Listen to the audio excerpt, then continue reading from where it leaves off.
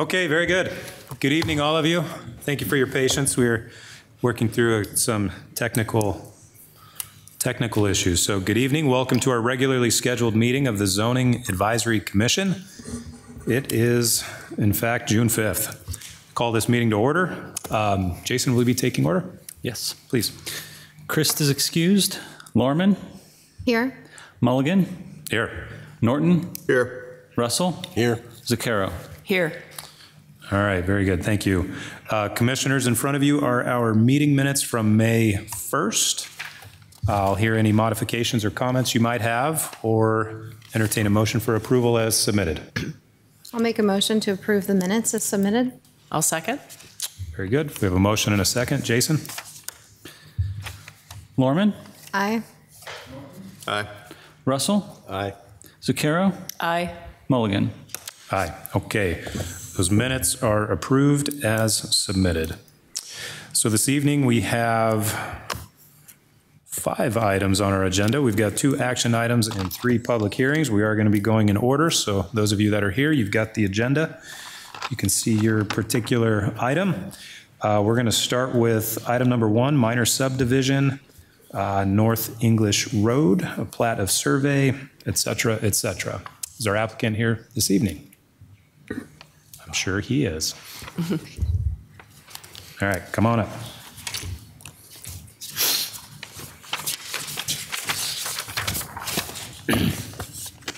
Good evening, everybody. Bob Shizzle with the City of Dubuque. The plat that's in front of you is for reference. It's for the middle interchange area of the Southwest Arterial, US Highway 52. As part of the Southwest Arterial project, the city was responsible for acquiring all the property from US Highway 20 to 61-151. And so now that the project is complete, we're just kind of finishing that up and cleaning everything up. So we are surveying and replatting the corridor from Highway 20 to 61-151. And so this is for the middle interchange area, which kind of connects to English Mill and North Cascade Road. And so the plat that's before you, what's shown as Lot A, is basically the footprint of the interchange. And so once the plat is approved and recorded, the Lot A will be conveyed to the Iowa Department of Transportation. It will become their roadway jurisdiction. And then lots B and C will be conveyed to Dubuque County, and they will become part of the county road system. And then lots 1, 2, 3, and 4 will remain the City of Dubuque. Very good. Thank you, Bob. Any questions for Bob this evening? Okay, thank you.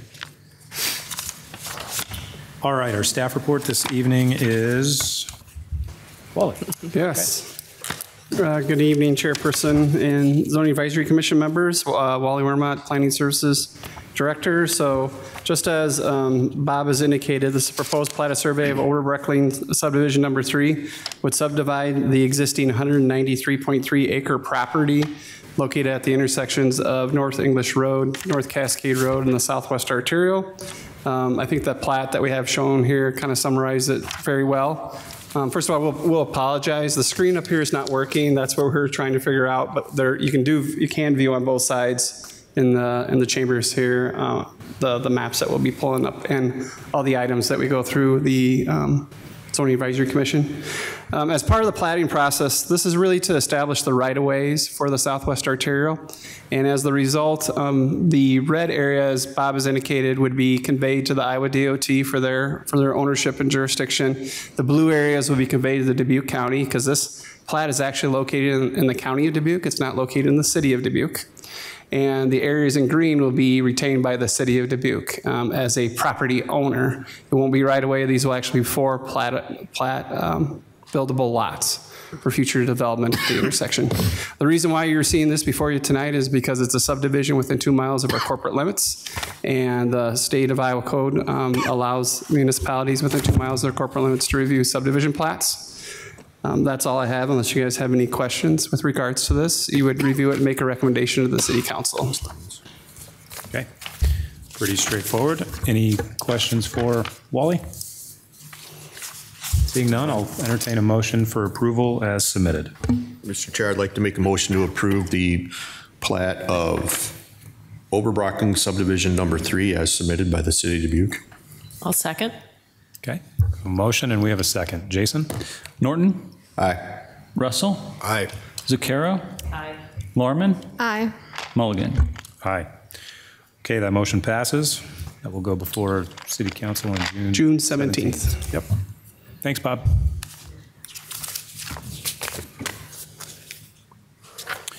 Okay, our second item is a site design waiver at 900 Sipel Road. Is our applicant here this evening? Yep, come on up.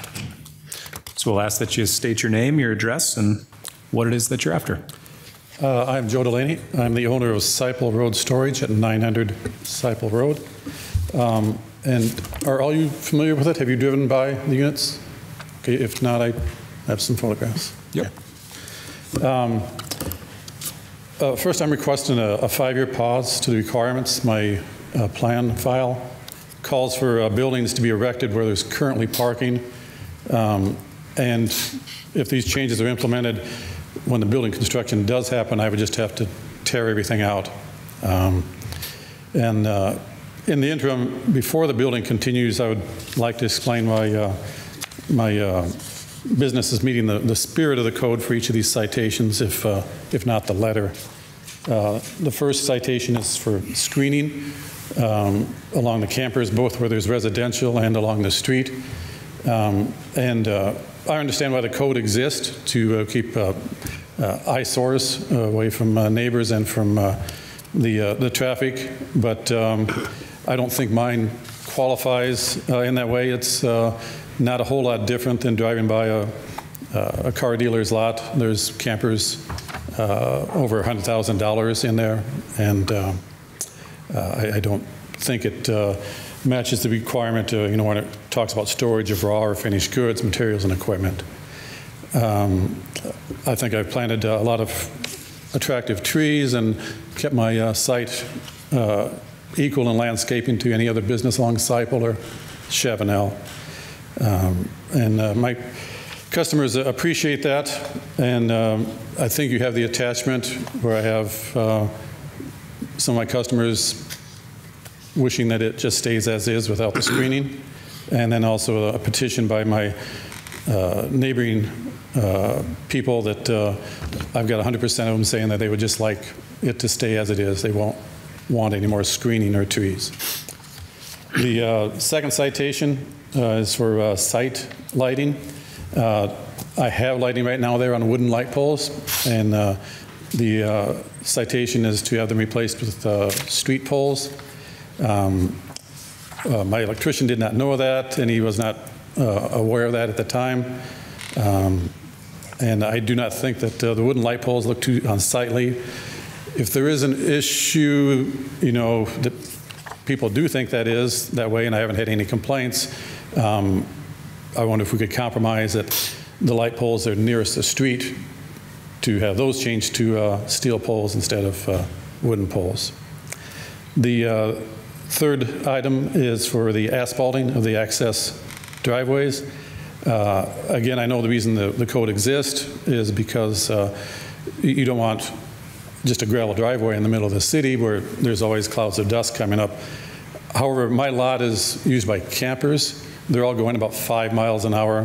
There's really no dust churned up.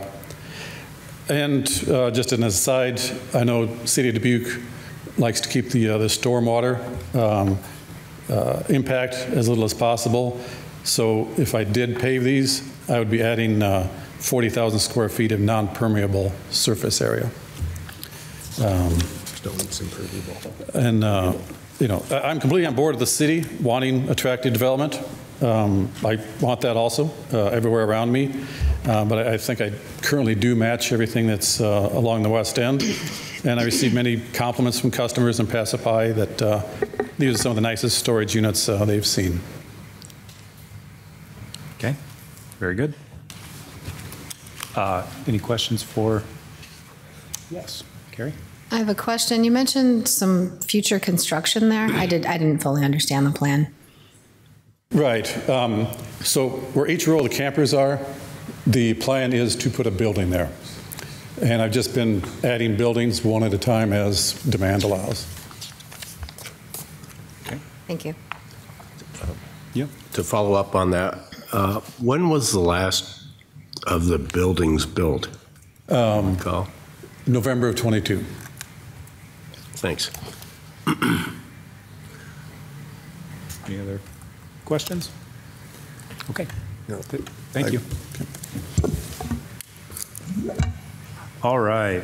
Let's see. Our staff report this evening is Travis. Thank you. Yep, Assistant Planner Travis Schrobelgen. So the applicant noted some citations. This did come about through enforcement. It was a follow-up on the previous waiver that the applicant had received.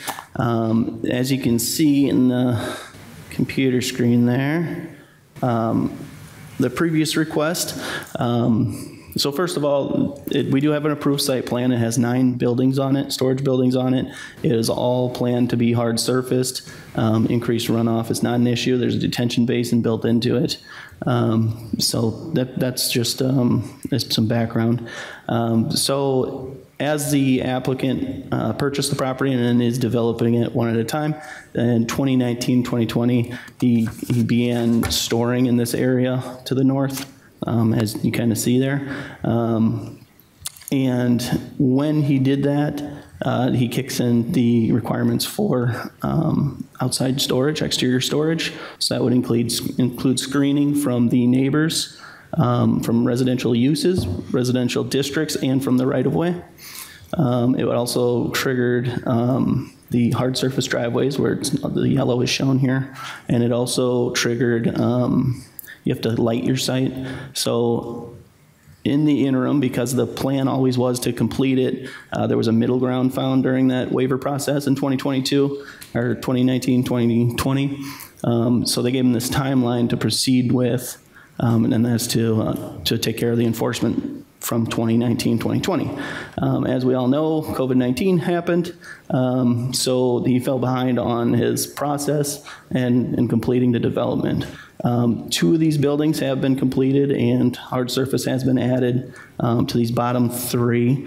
And I'm going to show you an image here. Please don't laugh. It's a little messy, but so everything in purple here is hard surface driveway. These buildings have all been completed. These were completed back then. These last 2 were completed, it sounds like in 2022. So it's really these 3 buildings that are not complete, and this 4th stall here. So what now, since this, obviously the schedule was not kept, a couple years later, we're following up with enforcement. So what's required is in the green area, this is the exterior storage screening. And it would be screening from residential uses, residential districts, which are to the north and east, and then from the right-of-way, which is along the road here.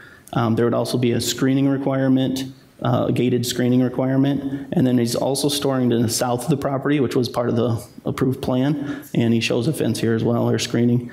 But it's not currently screened, so that would also need screening. The second thing is the hard surface drives. He's seeking a waiver to waive these 3 up here and then half of this one here. And that'd be the current conditions. The other waiver he's requesting is screening of a commercial property next to a residential district. As the site plan shows, there's some screening trees up here, which are fine for the site plan approval process, but some of which have died. Some of them were never planted, so that doesn't have commercial screening from the residential district. And that's the input that the public had provided. This is not a public hearing, so he sought out those neighbors for their input. And I have a nifty chart here. Just kind of describes what's going on, what's being waived. So it's ultimately these 5 now 6 sections. Now, I would recommend, so the commission can waive these standards. Generally, we're looking for whether the provisions are impractical or will exact an undue hardship because of the conditions pertaining to the land in question. You may grant in full, deny in full, or approve portions of the site plan waiver request. It does take 4 affirmative votes. And then if none of the waivers are approved, or some of them, those requirements that are not waived would need to be done by September 30th, 2024, as this is an enforcement case. Planning staff recommends that if approved, you consider whether it's appropriate to place an install by date for any required paving, lighting, plantings, or screening. And that is all I have, unless you have questions. I just have one more thing to add. The other option would be to remove all the outdoor storage requirements, so he wouldn't be able to have, if it's denied, he wouldn't be able to have the outdoor storage unless he makes the improvements for the paving and changes to the lighting and screening requirements. That's another option, third option. Thank you. So when the additional buildings are added, even if the paving is waived right now, would it be required when the additional buildings are added? It would be waived for the site. No. Is that correct? Or would we follow the site plan? And so the discussion would be, as the buildings are constructed, we would typically require them to be paved, but that's a good question to be brought up and have a discussion about what's actually being waived and the timing of improvements. This came before us like in 2019 with a request of, hey, can I have some time to pave these roadways for this outdoor storage? This document that you see before you, the Zoning Advisory Commission agreed to allow till October 31st of 2021 to pave the areas in this that are outlined by that thick, heavy line, and then October 31st of 2022. Since then, a couple buildings have been constructed. However, we still have a lot of areas that have not been approved with regards to the site plan requirements. We would ask, as they built the units for approval, that the paving would be required to be installed at that time. That's what he's done so far. As he's built the buildings, paving has been installed around the units, as you can see in the photo here. And they did pave a half a driveway there on the one end unit with regards to that. So. Could we approve all the waivers with the condition that the paving be added as additional buildings or put on the site? You can approve whatever you want with conditions. Okay. Believe it or not, it's your option to have a discussion with regards to what you feel meets the intent of the code. So, Mr. Chair. Yeah. I've got I would have a problem with that. I mean, when buildings go up, I'm not going to have my customers driving gravel between the buildings. So I hear you. I've got a question for staff. Hey, in the report, it outlines, and it's bold and everything else, of if we deem this a hardship, does that include financial hardships? Because other portions of the zoning code do not acknowledge economic impact. right. So I'll give you the history of why we allow site plan waivers. So in 2009, we updated our Unified Development Code. The site plan waiver process was actually put in place to take in consideration situations where we may have a change of use or an existing site that may have to be brought up to a certain standard that couldn't meet the current requirements. So for instance, we may have an existing development that has a parking lot that has 2 foot to the property line. If they make an expansion to the building greater than 25%, the code requirement kicks in, says you have to have a 10-foot landscape buffer yard put in. Well, if they were required to put a 10-foot landscape buffer yard in, that may eliminate 20 parking spaces on this property. So the question was, if we hold them to the standards, we'd rather have them have the parking, and is there a compromise? That was what the intent of the site plan waiver process was. The intent is the request before you and some of the other ones, the intent is not to waive requirements just because they don't want to put them in or they feel like they shouldn't have to put them in. With regards to these developments, we have several other mini warehousing developments that are coming in right now that we're informing them that they have to provide screening, they have to pave their driveway areas. We've had some situations where you can't store outside in the areas because you don't have a paved access. So the request before you tonight would be to ask to waive those requirements, and it's literally up to your determination of how you want to impose those. Hardship for financial is not a consideration. and that's not written specifically in the request. If that helps answer your question, Mr. Norton. Exactly, yep. Hardship is more defined as you would lose function of the property. So, for instance, I'll give you an example. So we have situations where people get approval and they build a building, and they have an approved site plan that says they're going to build an addition to the building. And they go through the process, and we look at the stormwater calculations. We cover all the situations, the screening and everything, but they only build half of the building. And so they have that area that just remains unused, right? It was approved, but it's being used. We have a situation here that the requirement states that they have to be paved for the surface area. So we have a situation where a portion of the property is being used that is not permitted by the current zoning ordinance. The only way to be allowed is by waivers through the process. So it's really a determination whether or not you meet the criteria here of literal enforcement of one or two more of the provisions of Chapter 13 is impractical or exact an undue hardship because of peculiar conditions pertaining to the land in question. You may grant, deny, or approve portions of the site plan waiver request. So. Thank you. Okay. Thank you, Wally. I do have one more follow-up question for staff. So we issued a waiver, and along with that waiver were dates associated with completion, which we have here. The agreement was for that landscaping identified to occur over time. Is that right, Travis? Yep. Well, this stuff, the green here on the left side of the property. So as this is part of an enforcement case, we look at the whole site, and that's where the screening along the residential properties was also noted to be insufficient. So that was, again, part of the waiver request by the applicant. It would be required to be screened from residential districts, which are the whole north side and then the entire east side. So my 2 cents on this is I don't like waiving any of it, frankly. I would argue that a potential option is we don't agree to any of this, and I would recommend the applicant go meet with the city to discuss timeframes around this, because if just a 5-year waiver, or any waiver of that matter, is setting precedent for the next site. And, you know, if the electrician didn't know what light poles to use, that's not our deal. The ask was this, which was granted, and that didn't occur. So I don't see any reason why we'd waive anything, and the applicant has time to go meet with Travis and his staff to work through potentially an alternative phased plan to present to the commission to consider. Or could we set a timeline?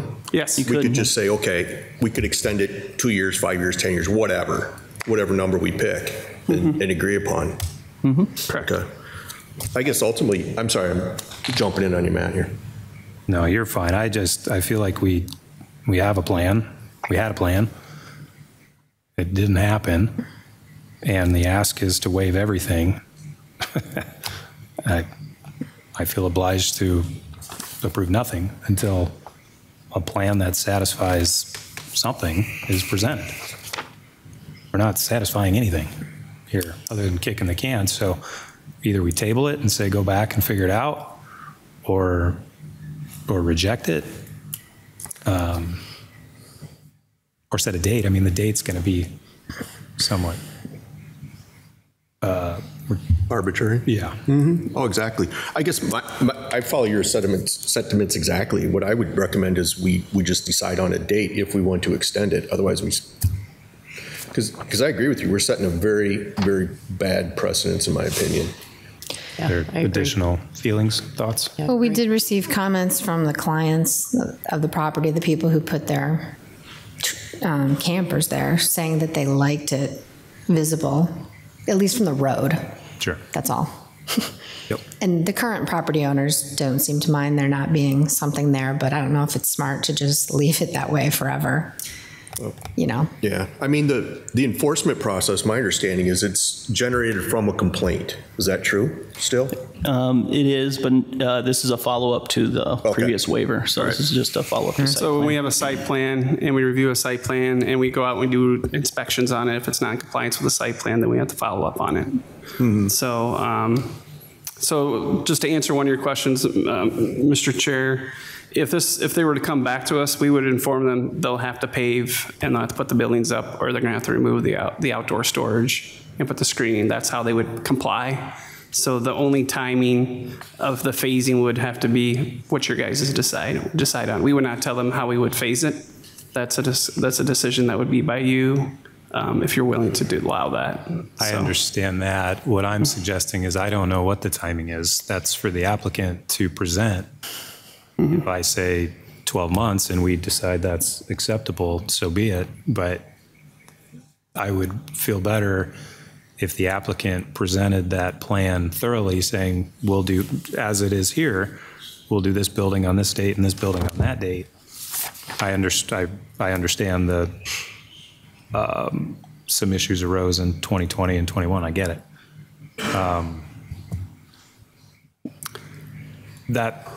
I hear what you're saying, though. Coming Yep. back through city is going to warrant the exact same outcome of dates, but we don't have those dates, and I don't see that it's up to us to present a date that Right. the applicant can or can't live with. So the option would be to table this request, and they can meet with staff, and we can talk about timing of when looking at making the improvements, and then we can come back before you with something more at the phase if that's acceptable to the Zoning Advisory Commission. Yeah, I mean, especially since this isn't a timing critical item. It's already existing, it's in operation. We're staying in enforcement until we get the decision from the Zoning Advisory Commission. So it grants them just additional time, and then we'll have that conversation of timing, and then we'll bring that back, and you guys will make a determination if that's satisfactory. Do we need to set a time frame on when you have to come back? Yeah. So, I mean, theoretically, you could just say, Yes. okay, I'll come talk to you. You should. I'm not saying he's going to do that, but You can table it to the next meeting if you want. And if you say, you make a motion to table to the next meeting, then we'll put it on the next agenda. Well, he also has a trigger date of September 30th, where something has to happen. oh, that's true, based on the current. Well, so just to clarify that's if the decision is made, if I'm following up on enforcement after the fact. So right now, enforcement would be stayed. Okay, very good. I also just make a comment that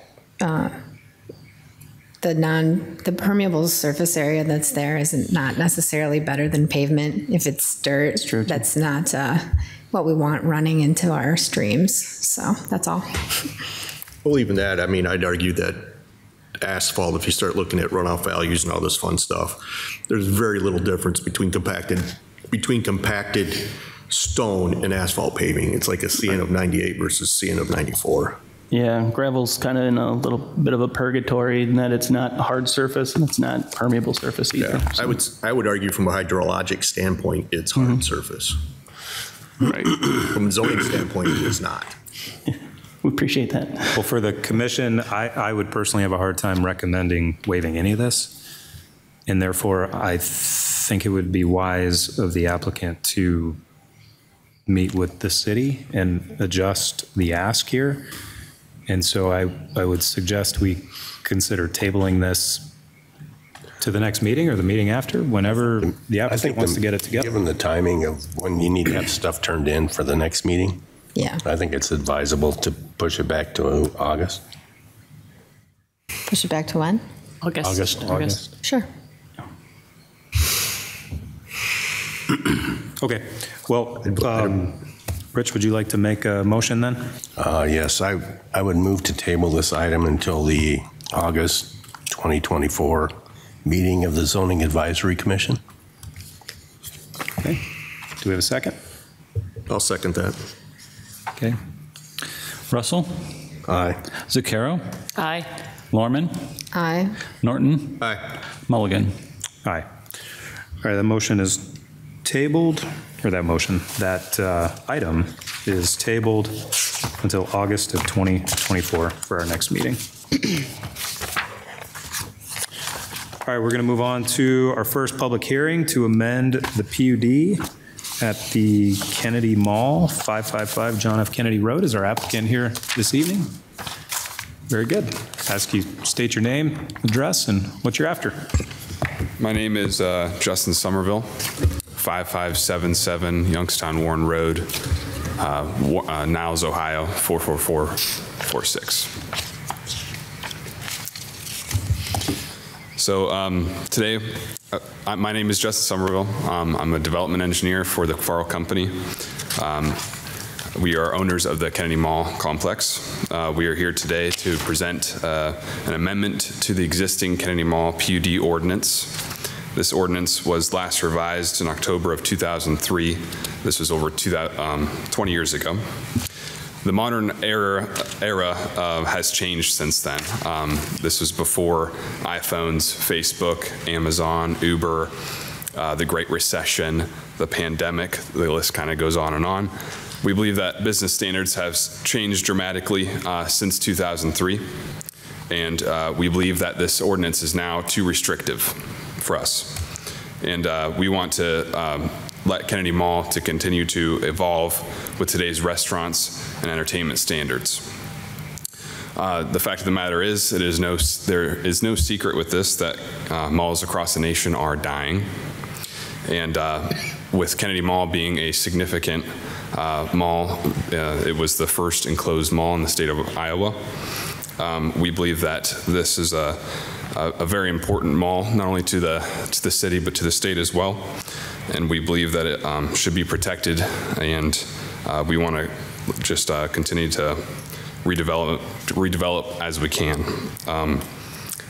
A lot of malls across the nation are continuing to change hands every couple of years, and unlike Kennedy Mall, who has had the same ownership for the past 50 years, we have never received any kind of public tax dollars, unlike some of these complexes that do receive government aid and government incentives in order to reinvest. So I do have a PowerPoint presentation. Oh, it is up. I'm sorry, yeah. Oh, did it get clicked? Oops, forgot I had the clicker. Okay. So first I'm going to go ahead and explain some of the difficulties that we were having.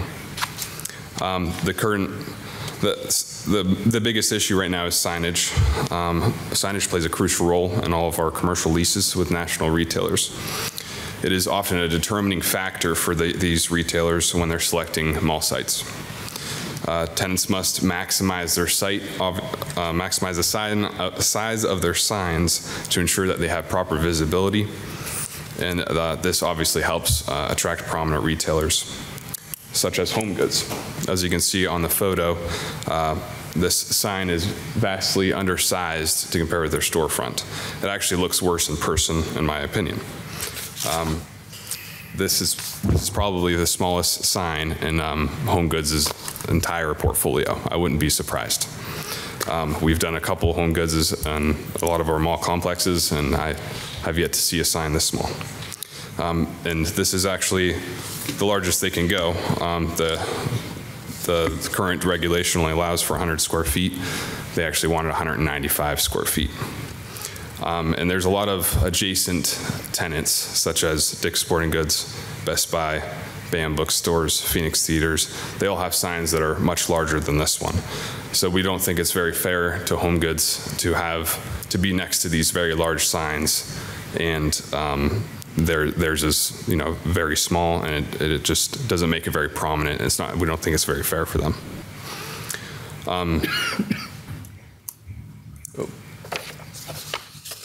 Oh, there we go. I can go to that one. So just to list off a couple of the changes we would like in the signage regulations. As mentioned, the current ordinance allows for 100 square feet for the sign area for Home Goods. We would like to revise the language and mimic the exact same language that is currently in the Asbury Plaza PUD ordinance. We can go over that specific language in a moment. Point number 2 on the PowerPoint slide is that we would also like to offer tenants that are inside of the mall that don't have an exterior entrance the ability to display exterior mounted signs. And we came up with, we thought this was a very appropriate number of 3% of their ground floor leasable area would be, we think it's very fair.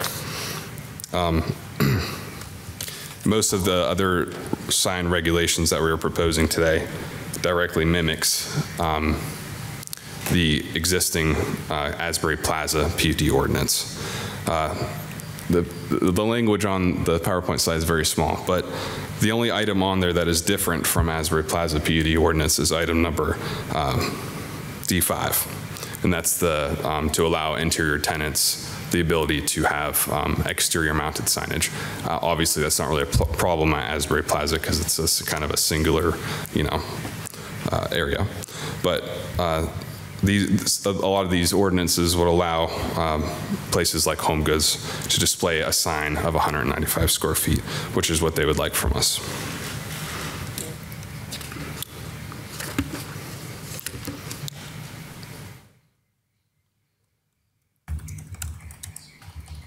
And then upon our review of the Kennedy Mall PUD ordinance, we did come across a couple other things that we would like to change just kind of while we're making the signage changes. And they have to do with the building and parking requirements.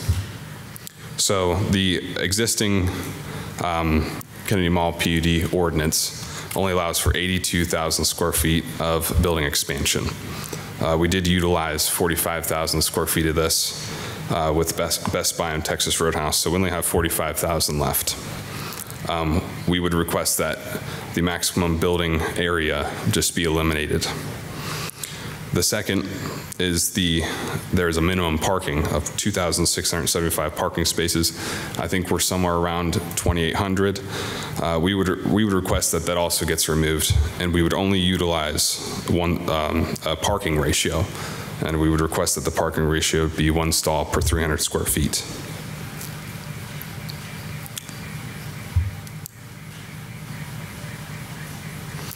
Now, some of the advantages to this is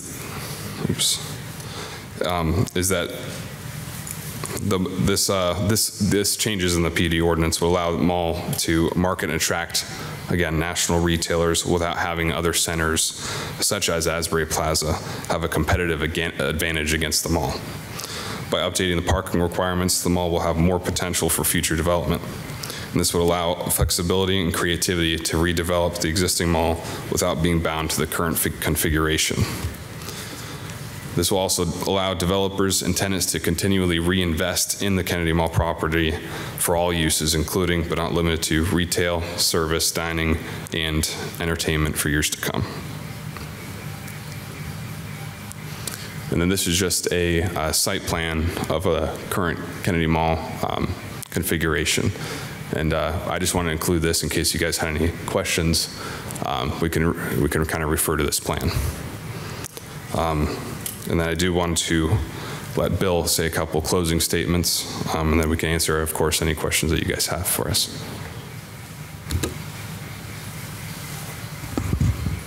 Thank you. To reiterate, my name is Bill McLandrick.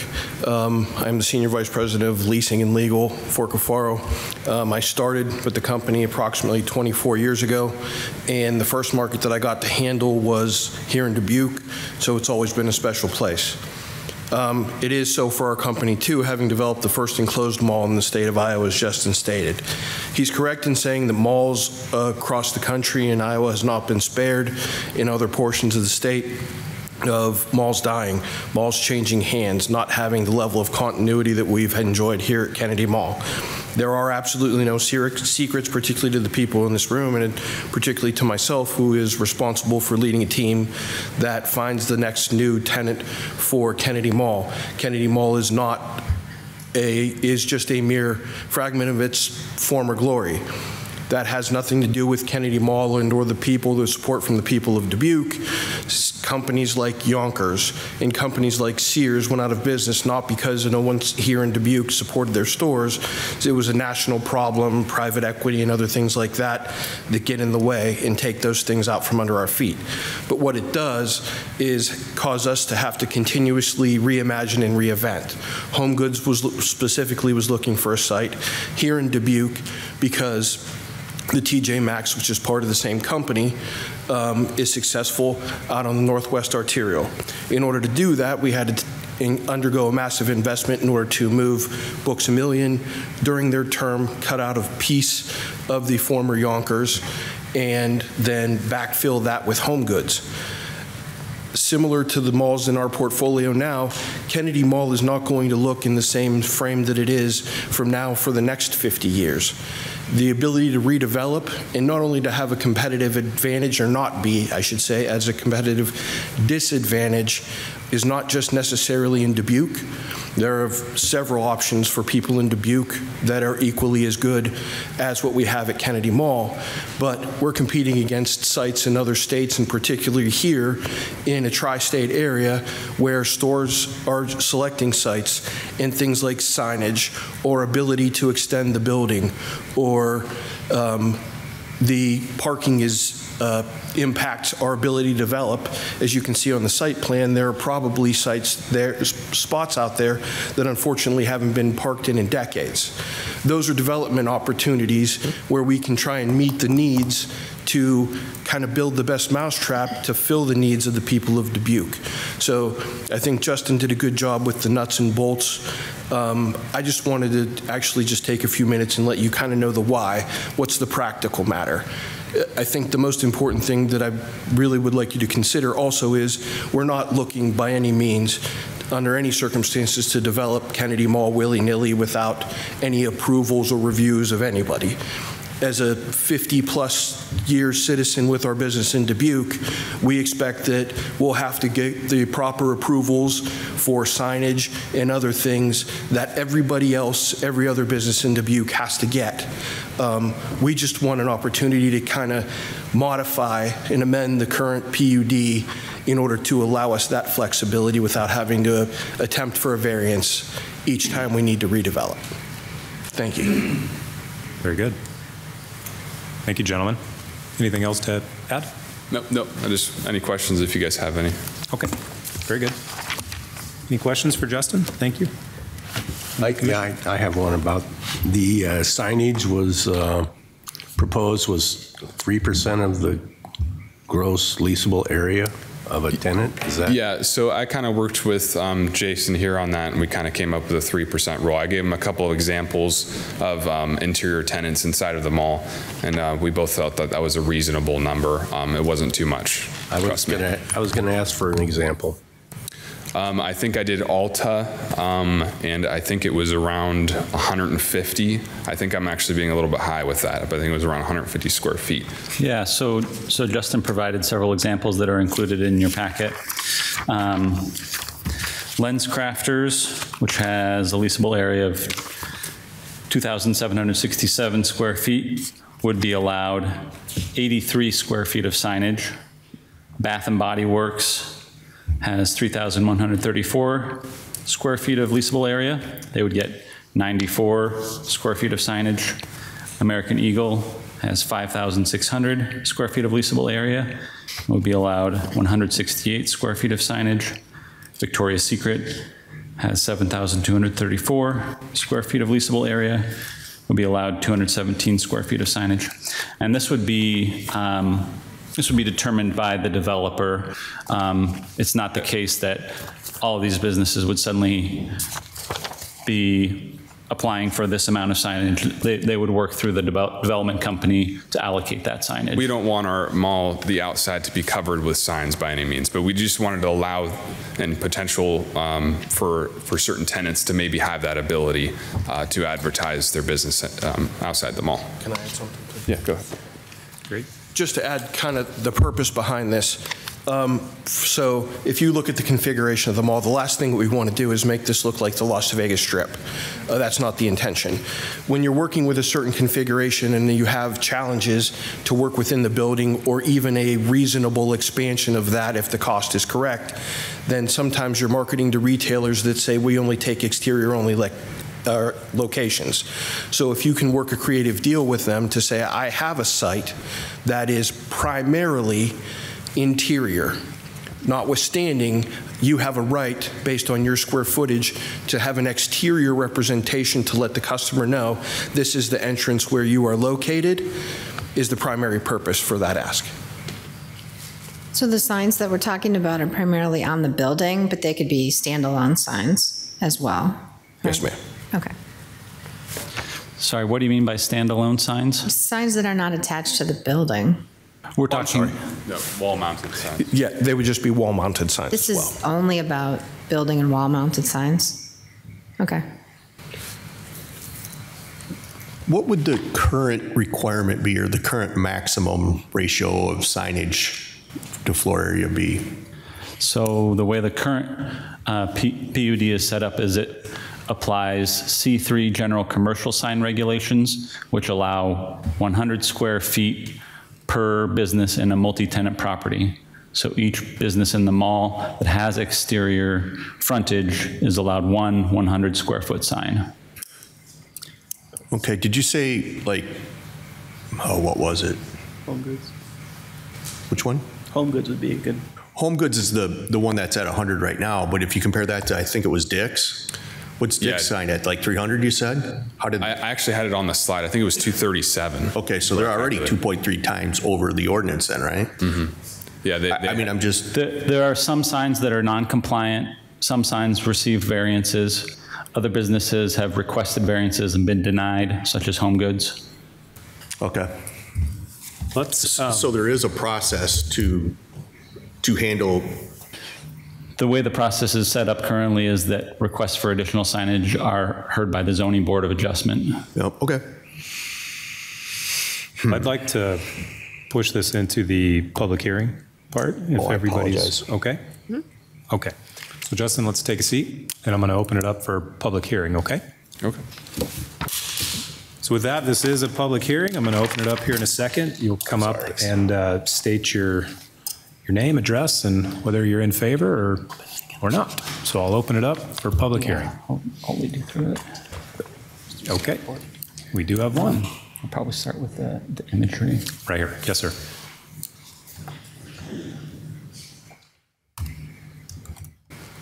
Okay. Hi, I'm William Derby. I live at 2600 Millstone Drive. I'm against it. Hang on a minute. Sure. Are you here for the mall piece? Oh, no, heck no. I thought we were talking about the... No, you're good.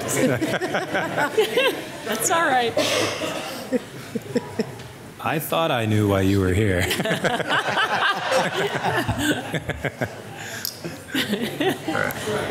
All right, very good. So tell you what, I'm going to go ahead and we'll close the public hearing. Why don't we go into our staff report? Jason, is that you? Yes. Okay, go ahead. Assistant Planner Jason Duba. The applicants did a great job outlining both what the current conditions are and what they're planning to change and why they would like to see these changes. I'll just seek to add a little context. The Kennedy Mall area is a 52.6 acre property. It has approximately 50 tenants, large and small. It has frontage on 5 streets. The mall zoning district was established in 1966, and it's been amended several times over the years. Most recently in 2003 to allow for additional signage, reduce the parking requirements, and increase the allowed leasable area. So tonight's request essentially continues in that vein. And what we have here on the screen for you We're all familiar with Kennedy Mall, but I think it would be useful to just take a few moments to observe the site and some of the tenants that are listed, so we can scroll through here. I've got some more photos following this. So just scroll down, and so yeah, just an overview of the mall. And what you'll see here and in some of the subsequent photos is a large expanse of parking lot that is typically underutilized, and a number of major businesses that have their frontages far from the surrounding streets. So seeking sufficient signage is very important. Okay, we can just keep scrolling through. This is the overview of the mall plan with the tenants and their spaces listed there. This demonstrates the trade area of the mall. And so, we live in Dubuque, we go to the Kennedy Mall, but it has a much larger draw than just the city of Dubuque. And these are just additional aerial photos of the mall, and the parking areas, and signage is somewhat visible.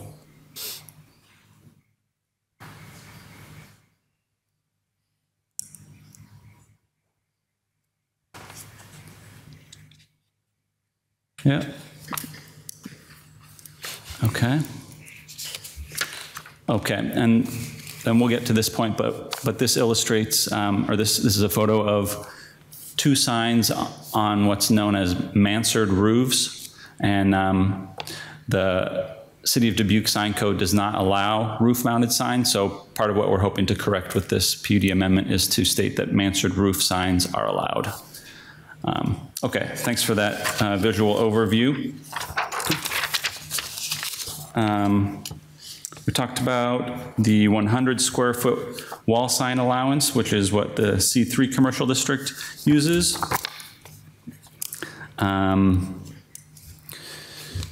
Let's see, we talked about how some variances have been approved, but others have been denied.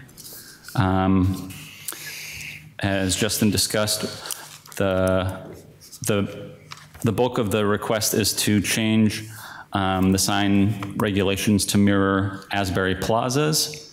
And the way that those regulations are set up is such that the signage allowed is based on two factors: the leasable area of the business. So if the leasable area is greater than 30,000 square feet, or less than 30,000 square feet, that makes a difference. And it also changes the percentage of the front building wall area that is allowed to be covered. So with the larger businesses, they're allowed 20% area for signage, and for the smaller businesses, it allows 10%. To make it proportionate. The city has not received complaints about signs in Asbury Plaza, neither from residents saying they're too large, nor from tenants saying they're not big enough. So we're essentially expecting a similar reception where residents have adequate signage to find their destination and businesses have adequate signage to attract customers. We talked about the 3% allowance for interior businesses and discussed several examples. And we've discussed this, that the mall facade is set significantly far back from the surrounding streets, so the need for larger signage is a reality. All right, on to the parking request. We discussed that currently the parking requirement is 1 space per 250 square feet of leasable area, and the request is to reduce that to 1 space per 300 square feet of leasable area. So another way to kind of compare apples to apples a little bit, is before 2003 and the recent and the previous PUD amendment, 5 parking spaces were required per 1,000 square feet. Then the 2003 PUD amendment reduced it to 4 parking spaces per 1,000 square feet. And now the proposal is to reduce it to 3.33 parking spaces per 1,000 square feet. And that reduction from 4 to 3.33 per 1,000 square feet is a 17% reduction. So it's not dramatic, but the applicant feels that this would be sufficient to reallocate some of the underutilized parking spaces for additional development. And this is in line with recent trends in zoning reform, which have recognized that minimum parking requirements have led to the construction of an oversupply of parking, an inefficient use of land that raises costs and contributes to sprawling auto-oriented development. Over 2,700 municipalities around the country, including Dubuque, have reduced or eliminated parking requirements in some form, and some have even established maximum parking allowances. So this simply continues that trend and follows the market demand that the business owners are observing. So the amendment now would remove the existing minimum of 2,675 parking spaces and simply apply the ratio of 1 parking space per 300 square feet of leasable area. And that gets us on to the third main request, which would remove the limit of leasable area, which is currently set at 668,570 square feet. And it would simply allow leasable area so long as it's compliant with the 1 parking space per 300 square feet of leasable area. With the removal of this limit and the reduction of the parking requirement, the applicant seeks to further develop the 52.6 acre Kennedy Mall property. This is supported by the city's Imagine Dubuque Comprehensive Plan, which has the recommendation to collaborate with Kennedy Mall ownership and surrounding major centers to support regional retail. And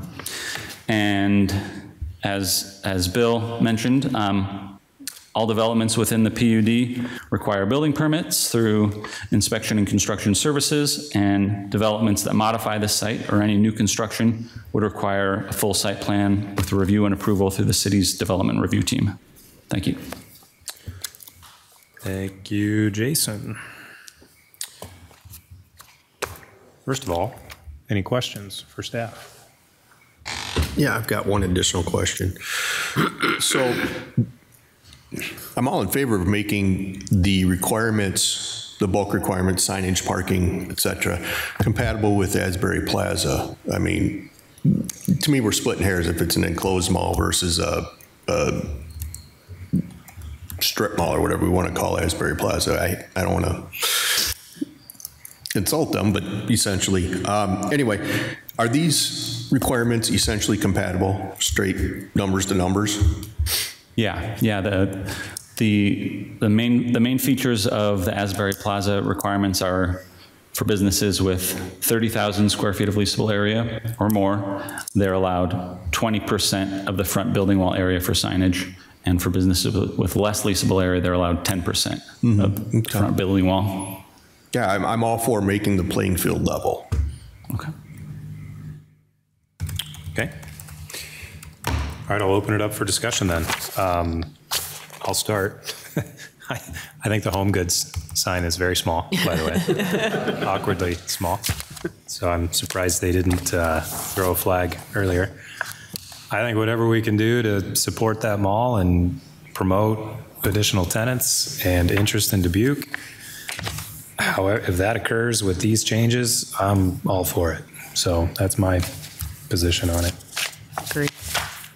I intend to support the PUD amendment, and I'm happy to have the presentation for us. There was a time that we needed to worry about downtown redevelopment because the mall was taking away. Now we need to worry about malls surviving. And I've lived somewhere else in a major city on the East Coast where my mall that I worked next to was redeveloped with restaurants all around it, and it was very nice. So I'm looking forward to that, hopefully here in Dubuque. So Justin, she's suggesting she wants restaurants, if you didn't hear that. All right, so very good. So with that, I'll entertain a motion from our commission. Mr. Chair, I'd like to make a motion to recommend approval to the City Council to approve the modifications to the PUD as submitted for Kennedy Mall. Very good. Second. We have a motion and a second. Jason, if you would, please. Zaccaro? Aye. Norton? Aye. Russell? Aye. Mulligan? Aye.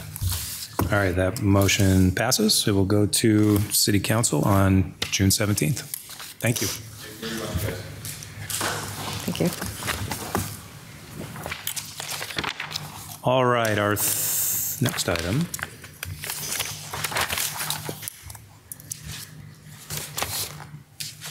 I suspect many of you are here for this particular item.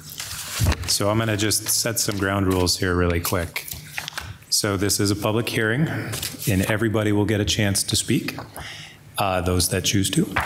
And I would ask that we're succinct, that we, if we are in agreement with the person prior to you, please make that notion. This could be done in 30 minutes. This could be done in 3 hours. So it's your call. But I would appreciate that we're, again, succinct. We're to the point. We're discussing the situation in front of us. And with that, I'll ask our applicant to come on up, and we're going to discuss Millstone Drive. Mr. Reedy. Mr. Mulligan.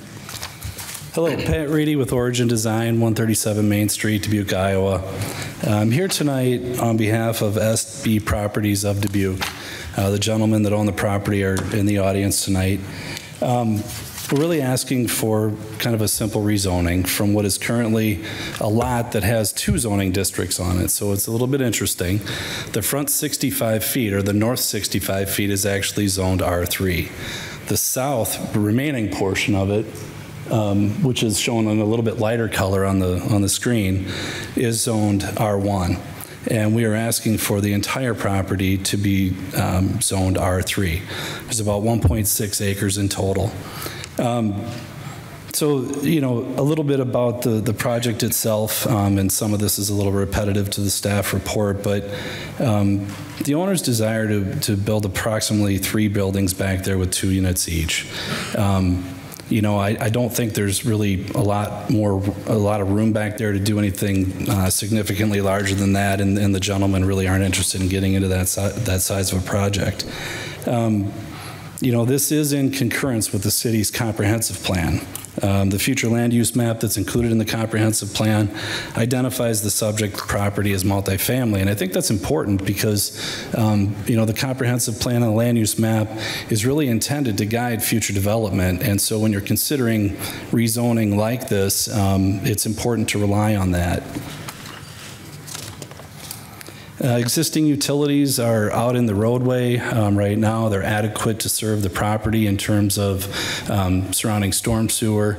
If necessary, we can install stormwater detention, but this does have a regional detention facility to serve the entire development. We'll make sure that the development doesn't overrun the existing storm sewer, but I don't believe that it will. Water main is served or is sized adequately, as is the sanitary sewer. I think it's important to think about the city's review process. Ultimately, if this property is rezoned to R3, we have to abide by all of the requirements of that zoning district. We submit a final, actually you submit a preliminary site plan, normally is what I do, and get city's feedback on that, and then finally you submit a final site plan. And in that final site plan process, it goes through engineering, it goes through public works, it goes through police, fire, et cetera. And each one of them makes sure that it complies with their needs and their regulations. you know, the gentleman spilled the beans a little bit here, and not everybody's in favor of this development. And I've read some of the emails that have been submitted by the residents, and I agree. You know, it's tough to get out onto Asbury Road. It's tough today, and it's going to be, you know, tough tomorrow. And adding, you know, a very small fraction of an increase really isn't going to make it that much more difficult. So I think about that. Snow removal. Right now, you could build a single-family lot or a single-family residence on that lot. That could have a 24-foot wide driveway. That 24-foot wide driveway would have to be plowed by the owner of the residence. That's really kind of what we're looking at here. It's not a very big frontage on the end of the cul-de-sac. So there's going to be a singular drive that goes back, and that will serve a few different dwelling units. So it's really, you know, is it going to be more difficult to remove snow there? Yes, because it's an opening and you can't pile snow in front of it, but it's similar to if it were developed as a single-family residence. So I guess with that said, you know, addressing the traffic issue again, it's going to increase it, but any development there will increase it, and it's going to only increase it by a very small amount. There's a tremendous number of homes in there today. We're really only talking about a few more units. The majority of the issue really is getting out on Asbury Road. We're not doing anything to impact the Asbury Road traffic per se. But again, we're going to have to go through the city's review requirements. We're going to have to do a traffic projection, show what the impact is going to be out on Asbury Road. And then if there's, you know, if a warrant is met and you have to kick something in and make an improvement, that's got to be a consideration before moving forward with the development. We don't know that today, and we won't know it until we get into the final design of the project. So I guess with that said, we would request that the commission consider rezoning the property from R1 to R3, and we'll let the citizens speak. Before you sit, Pat, I do have, does anybody else have questions for Pat?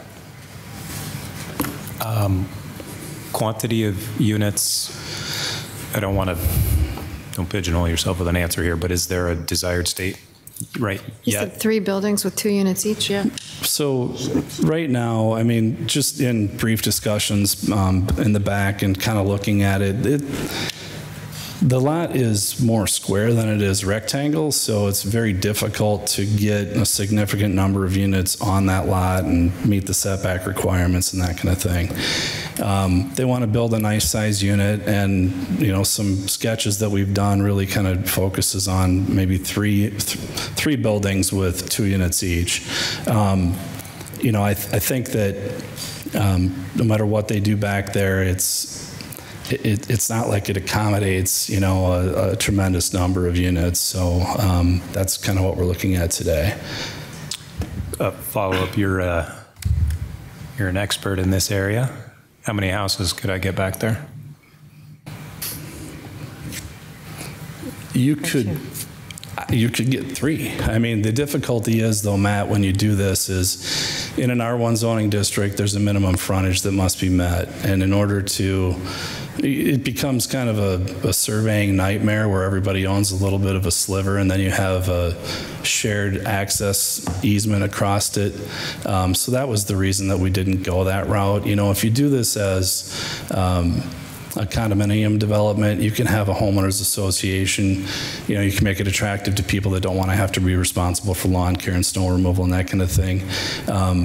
And they work together, and you know, they've got a common driveway that goes in, and they all kind of pool their resources together and pay for that. So rather than trying to, you know, set up something where it was going to accommodate 3 homes and then each one owns a sliver of the right of way, who's responsible for the, you know, the driveway if it goes bad, or a water main or water lateral if it goes bad. If you set it up as a homeowners association, everything outside the perimeter of the building, as you know, is the responsibility of the association, and they all pay into that and work together to make those things happen. So it sets up a partnership from the get-go, and we just feel like that'd be a better solution. Very good. Anything else, Mr. Reedy? Thank you. Thank you. All right, very good. Wait, there are. Well, let's get started. This is a public hearing. I'm going to open it up and. I'm up here at the right time. Very good.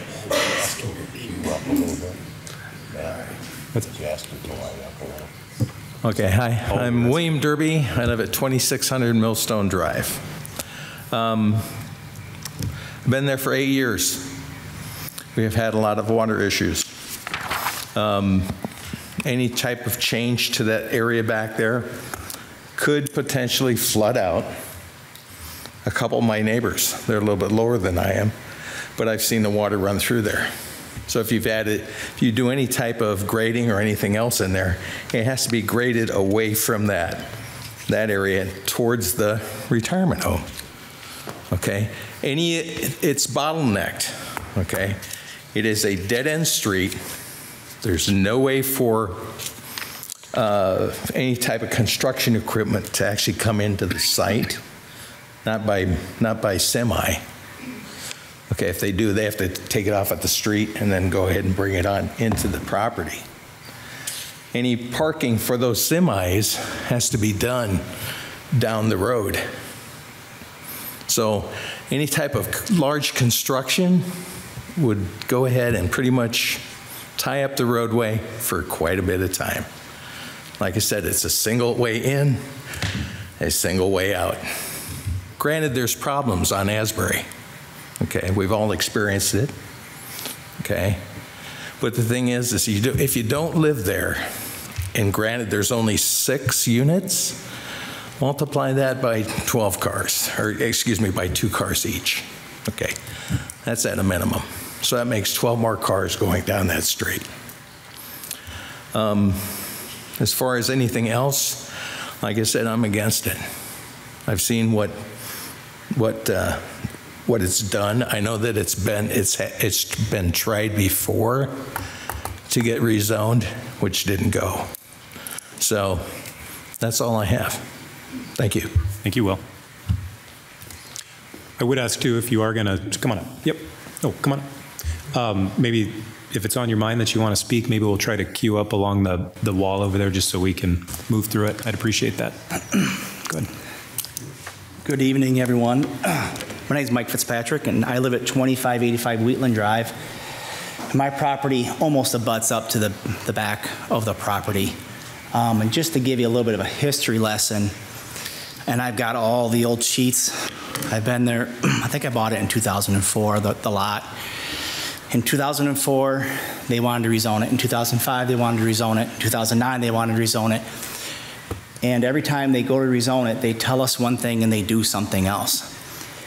When they approved the last zoning and they put those units in, we all questioned about parking. We questioned about green space. We questioned about, can we walk down the sidewalks? We questioned about the snow. And every one of those have posed to be a problem with the existing properties that we have there. I would love to think that they're going to put just 3 units in and 3 duplexes in, and that's what they're going to do. I don't necessarily trust that's what's going to happen. To his point earlier, he was talking about the housing units and stuff that are approved in the city of Dubuque. I'm aware there's 2,300 units that have been approved. Adding 6 more I don't think is going to solve our problem that we have in Dubuque. And after we have all the rental properties built that are being built today, I've been banking, I've been dealing with mortgages, I've been dealing with commercial properties for over 30 years. After you build all of these apartments, the next need is going to be single-family homes and single-family lots. That's a single-family lot. It could either be a duplex or it can be a single-family home and have a great view over the south side of Dubuque. I think it'd be a perfect place for something. I have 2 brothers on the fire department. They've walked the property with me. They've been up there. And they said it'd be a nightmare to get an ambulance or a fire truck in and out of there the way that property is constructed. Unless they want to pull hoses and stuff 100 yards down to where the properties are gonna last. I don't fault them for trying to do what they do or trying to build apartments. I'm a landlord myself. I have an apartment building. It can be a great way to make a living. But if they were going to do this, why wouldn't that be conditioned at the sale of the property? They bought the property a year ago. They could have had that as part of the requirement of getting it rezoned before they bought the property. It is not our responsibility, it is not your responsibility to solve a problem that they have created themselves. It's not necessary. They're building 390 units just across the arterial, right behind the movie theater. That's going to be a wonderful complex. And I think that is great, but I don't know if these 6 units, again, are going to solve Dubuque's complete problem of needing more rental properties. I'm sorry if I'm taking so long. I wrote some notes down, and I don't like public speaking any more than most of you do, so I'm probably a little bit nervous. You know, I think the gentleman said earlier about the 2 vehicles. The average Iowa family has 3 vehicles per family, so even if it's 6 units, that's 18. But if the way you rezone it, they can put up to 12 units, I believe, on that property, and that would mean 36. So that is my concern also. I know some other people that live on Millstone, they probably have more complaints because they live on that street and the traffic that goes up and down it, and they've got some teenagers that think it's a racetrack. That is cyclical, and I know that comes and goes. And that doesn't affect me, so I'm not going to really address that. But I do want to thank you for your time. I know these are never fun, and you're not here to try and upset the community and things like that. On one of the previous times that they were trying to rezone it, I have an old folder of all the information, and we had 206 signatures at that time against the developments that they've been trying to do up there.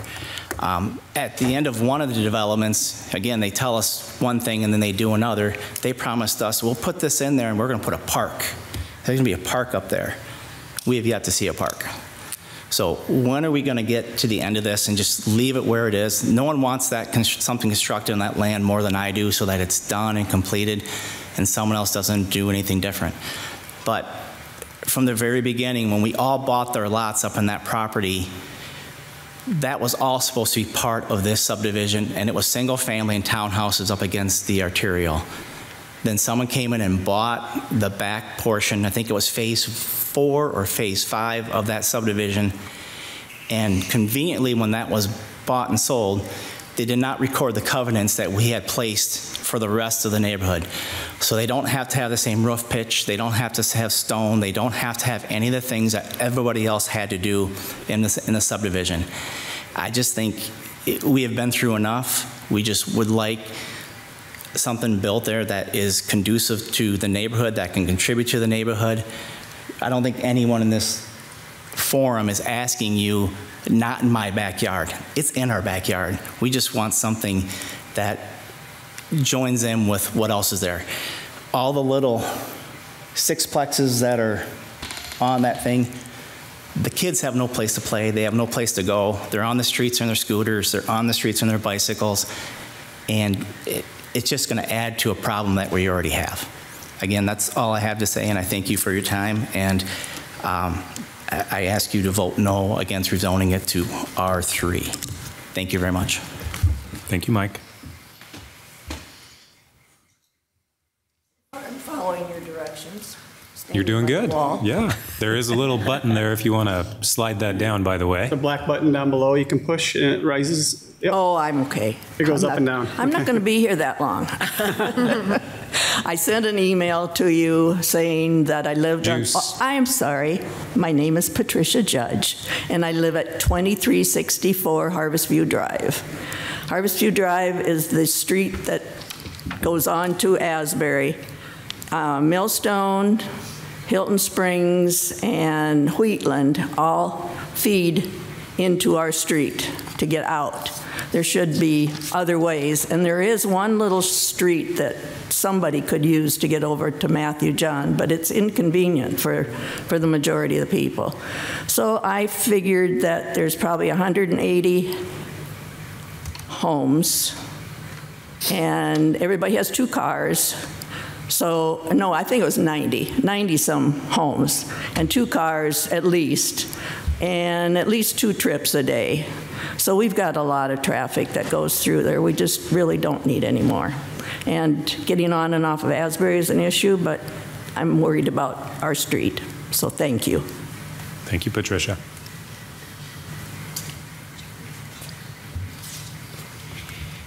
My name is Donna Dillon, and I live at 2316 Harvest View. I'm the second townhouse coming in off of Asbury. So we already brought our concerns through our neighborhood watch to our police department last fall at a meeting about the amount of speeding coming off of Asbury Road onto our street.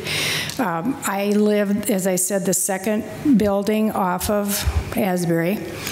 And, you know, when you say that it's not going to impact getting onto Asbury Road, it will, because you have more cars backed up onto Harvest View.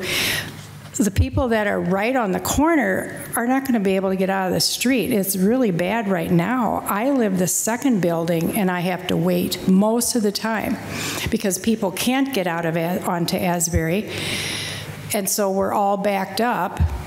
And we have elderly people in most of our townhouses who are afraid to even cross the street because the speeding and the amount of traffic that we're getting. You have not only owners' cars, but you have visitors, you know, teenage visitors. That could be 3 or 4 or 5 kids at one time. It is going to impact. And I agree. We don't need any more. We are full, and we have one exit, and that's all we have, and we just can't handle any more traffic. And I would like to you to not approve this. Thank you. Thank you, Donna.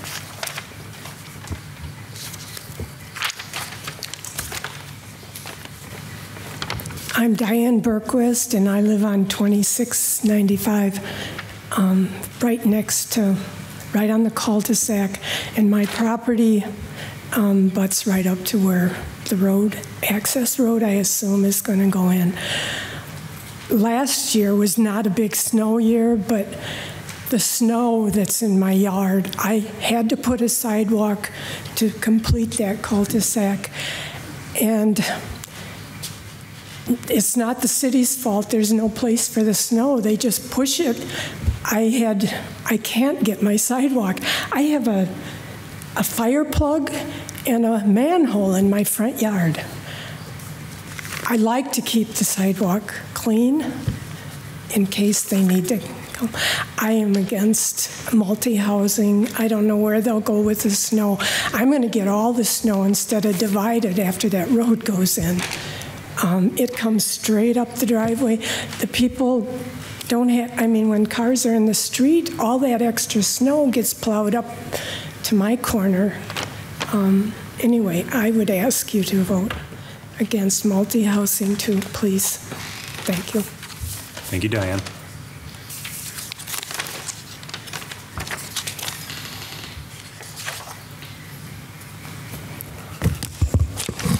Hi, I'm Mark Allens.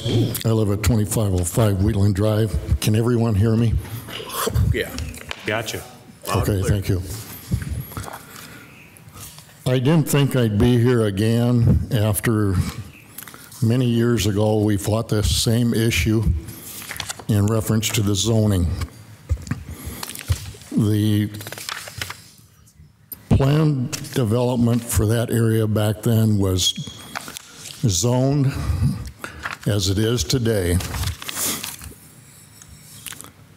In reference to the statement the gentleman made about we got contingent zoning of 2 different zones for that particular property, that's true for 35 feet of it. And I'm not sure how much access width there is to enter that 1.6 acres for width. Can anyone answer me that? How wide is the area to get to the 1.6 acres? Yeah, we don't know that answer, but keep going. No, that's not. You're talking No one can answer me that? No. Not right now. We're currently looking it up, sir. So right it'll here. take us time. We'll give you an answer. So the front. Okay, thank you. Anyway, what I wanted, Do you have the answer? Yeah. Yep. Travis, what is it? So there's 100 foot of frontage, and then there's 40 foot approximately across that narrowest point there. okay, minimum clearance is approximately 40 feet. So in reference to what we were talking about, safety equipment, when they come off that court, 24 is more than adequate. they have a 40-foot access point to get to this housing area. Good. Adequate. Fire trucks, garbage trucks. Fire code is 26. Now, we develop streets out there larger for access to multiple living areas. This street is not one of those widths. It's not a street. And that's why it was designed and developed for what it was 25 years ago. We would like to keep it the way it was designed, how we invested for our property, and keep it as we chose when we bought the property. Very good. It was developed currently for R1 zoning at the time of development. We as property owners see no reason that we would want to change our investment values to go to a more multifamily living area, especially in an area that we have a 40-foot access to 1.6 acres with safety vehicles. And as mentioned, in the other R3, which was there because of the arterial design plan, there are so many cars up there and kids playing on the street constantly. And this is going to make it worse because they have to all egress through there. And there's a number of bends in that street. And there's hills. And that street, accessing that whole area, is the narrowest street in our subdivision. By design. For that zoning. And that's why we have that design and have the zoning accordingly.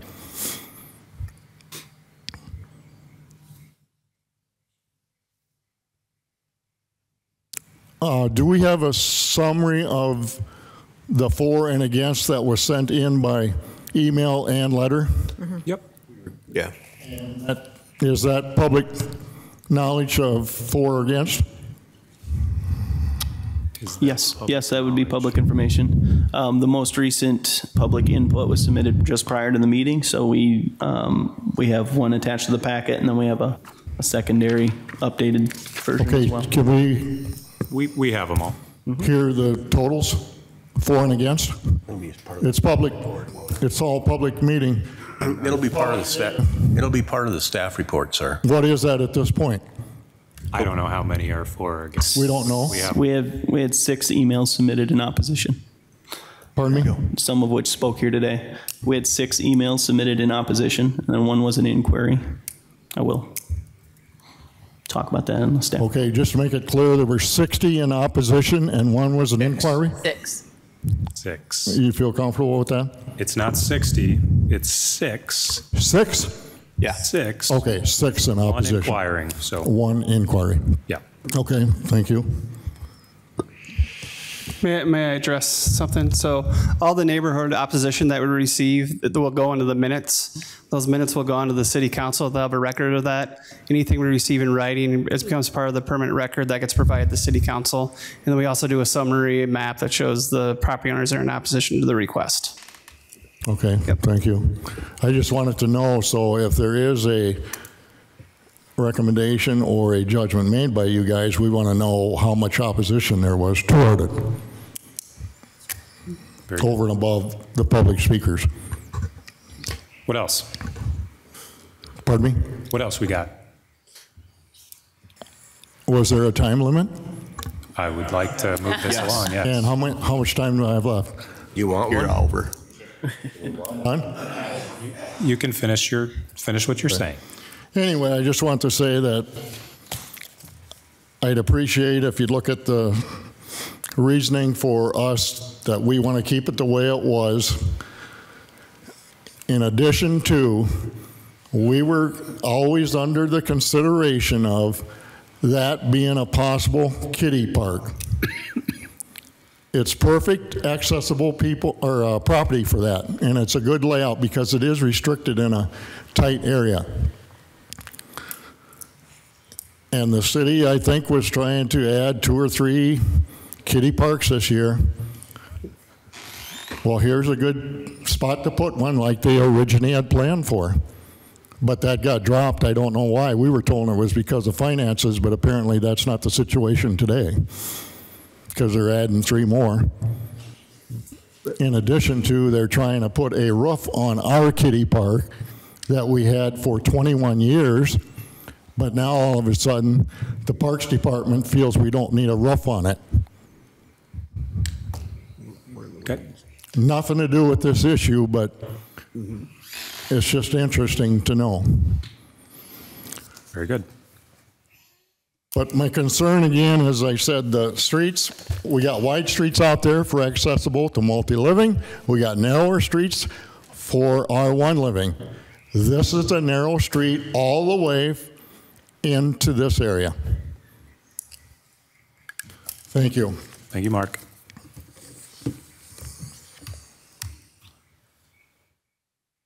Good evening. Hi, I'm Bill Rundy. I'm at 2302 Harvestview Drive. We're the first duplex coming off of Asbury Road. And yeah, the traffic is bad. If we're sitting out in front of our house some nights, we wonder with the squealing tires, are we going to have a car rolling into our yard? They do come off Asbury Road pretty fast coming in. One of the things that I wanted to point out, and if you could show the upper section. If you see where Asbury Road is, so from Asbury Road up through the yellow to right outside of the gray where all the townhouses are, from that part of the street, most of the neighborhood, or most of the street through the neighborhood, we have 49 homes on there. So if you get up into the gray area, can you make that a little bigger for me? Are you talking to the north? So we have, up here? There's 10 less homes in that area. So compared from what we have as single-family homes from there down to Asbury Road and what's just on the end of that small section of street and the cul-de-sac, there's 39 homes. They're so concentrated in one area, and I think it's an area that, it's overpopulated right now. So we are against the zoning, and we hope that you vote no. Thank you. Thank you.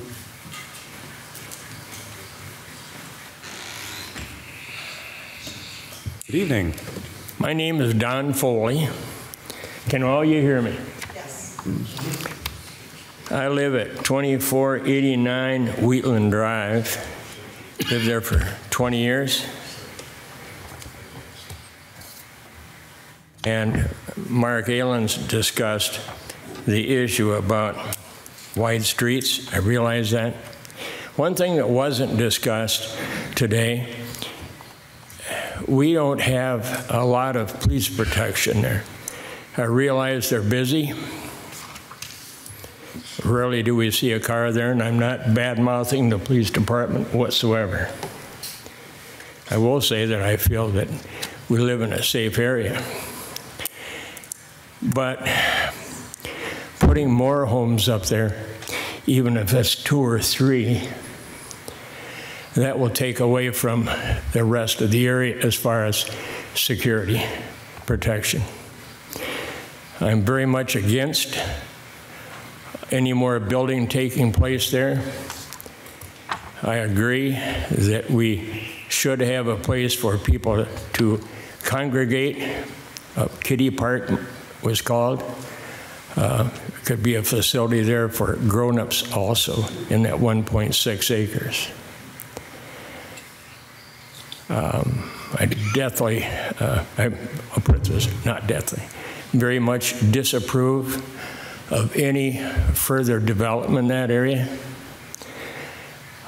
People park on both sides of the street through that area. Mark discussed about emergency vehicles passing through that area, let alone getting through that narrow 40-foot area. That's all I have, and I hope you do not approve this measure. Thank you. Thank you, Don.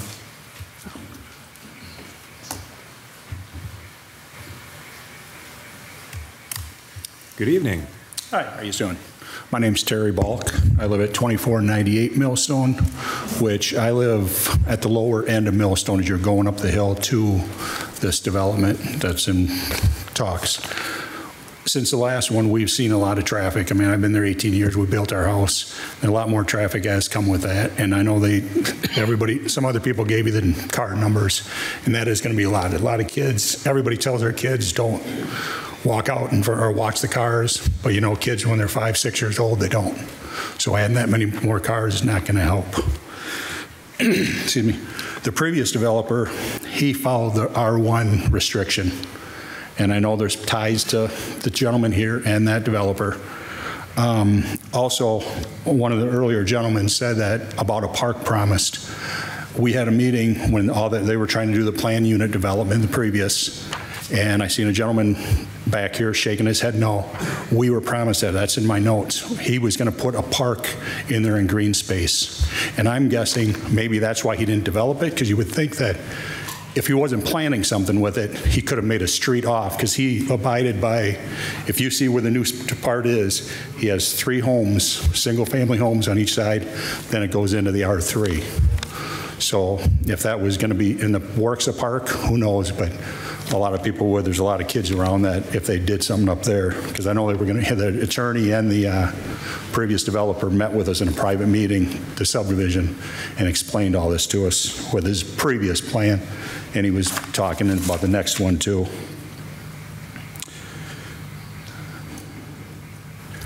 And I ask again, that's it, but hope you vote against the rezoning, and I think they could get a couple houses in there if they could. That'd be great. But like I said, the previous developer stayed within that R1 in that section on each side of Millstone up there.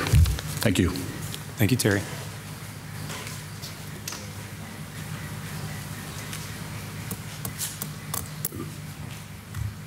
How many bites at the apple do we give them? I'm still Don Foley. I live at 2489 Wheatland Drive. And I'd like to add one thing. It was talked about the density of our homes in our subdivision. And there are 125 homes there. It was talked about maybe 85 or 100. There's a lot of traffic there. Getting out onto Asbury Road. That's all I have to say. Vote the right way, please. Thank you, Don. Negative. Very good. Any other items from the public this evening? Okay. Seeing none, I will go ahead and close our public hearing. Pat, I'll ask you to come back up. Thank you. I appreciate everything that has been said. This is part of the American way. People are given the opportunity to speak for and against, and honestly, you all did a fantastic job, stayed very professional, and you should be proud of yourself for that. I don't love the rebuttal process myself, because I can tell that there's a lot of passion behind what the individuals have said. And I don't want to really get into a situation where people leave here and think that they need to stop me in the hall and finish a conversation. So I want to say a couple things. Number one, with respect to the width of the access. A typical city right-of-way in most communities in America is 50 feet. Most residential developments have a 31-foot back-to-back roadway. And that accommodates a 4-foot sidewalk and a 2-foot or 3-foot to 4-foot boulevard on each side of it. We're not planning on having sidewalks leading back to this development. It's going to be private. There'll be a driveway back there. There's enough room to build a road just as wide as the one that serves that portion of the development. So I respect Mr. Fitzpatrick, and I know his brother's on the fire department, but I'm pretty confident, and I know that the fire marshal's going to be certain that he can do an adequate job of firefighting back there too. So we're going to address that. I believe the width of the access is sufficient for us to be able to get vehicles back there. Depending on the width that we settle on, we may even be able to have some on-street parking back there. Earlier, Mr. Mulligan asked me how many homes could be built back there. I said 4. We haven't done a real detailed analysis back there, but I think we could get 5 or 6, so I kind of misspoke. We're really talking about the possibility of having 6 units back there. We could have 6 single-family homes back there and generate the same amount of traffic. But we want to have the ability to construct condo developments. We believe that that is something that is attractive in the market. We believe that that is something that people desire. A lot of people are busy, or they're at a point in their life where they don't want to have to do snow removal, and they want to be part of that community and have a homeowners association. That's what we want to deliver. That's what we want to bring to the market. So those are just a few things that I wanted to address tonight, and then I'm available for any questions that you all might have. Thank you. Thank you, Pat. Okay, I'm going to turn it over to staff. Speak a second, please. Nope. I did close public hearing. I wanted to rebuttal his rebuttal. Can't do that. No, we can't.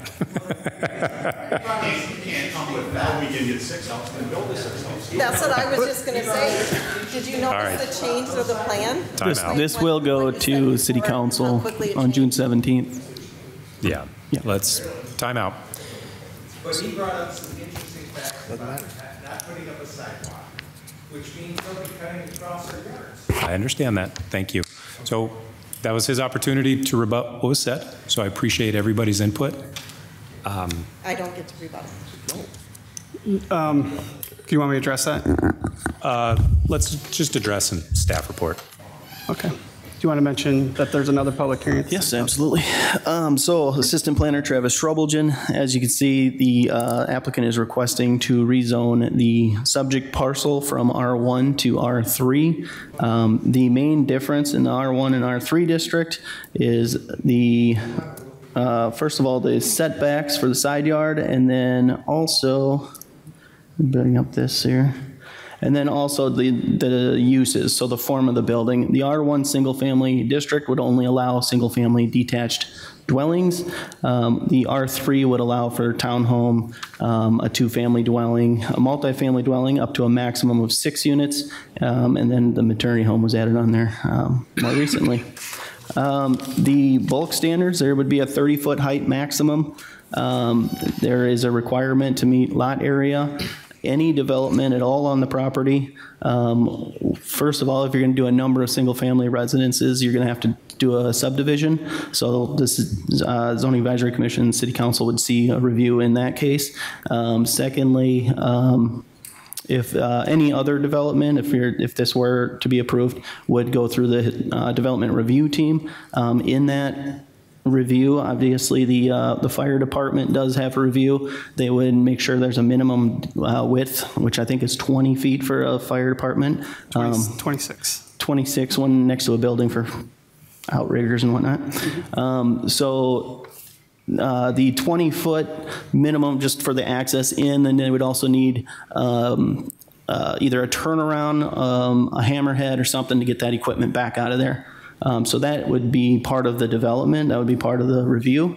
The traffic overall would be reviewed with the number of units. You'd also look at fire hydrant, where one of those is necessary back there, depending on the distance from the nearest fire hydrant. For stormwater, that is also looked at, and generally a site when post and pre-development shouldn't increase flows. So that's what the staff will be reviewing, and the applicant will be sure to follow. Generally speaking, though, this lot was part of the Harvest View Estates 6th edition, and that was in 2011, and then it was modified later the same year to accommodate the 6-unit townhomes that are located north of the site. The north 65 feet of the property is zoned R3, and the remainder is zoned as R1. Development on the property would be held to the R1 district standards. The site is 1.6 acres, and it has the adequate frontage for a single lot, possibly two along the cul-de-sac on Millstone Drive. The area is mixed residential. There's already an R3, so this would be an expansion of an existing zone. There's a 180-unit assisted living adjacent to the east, and single family on the remainder. Building forms in the R3 district would look similar to the ones that are in place here at the top of Millstone Drive. We could probably zoom into a couple of those. So it sounds like the applicant's talking about a similar structure as this. They'd just be condoed out. They could be up to a maximum with some platting changes. It could be something like this. But likely it would just depend on lot area and then in the review of the development. Generally speaking, the comprehensive plan is in support of something like this. Adding, let me get the language for you quick here.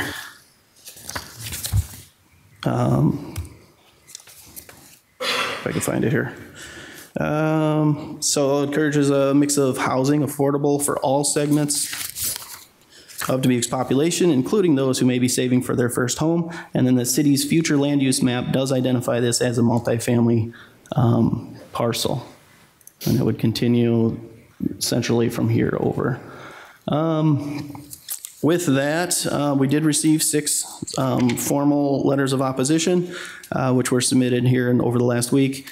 And there was also an inquiry. I showed that map previously.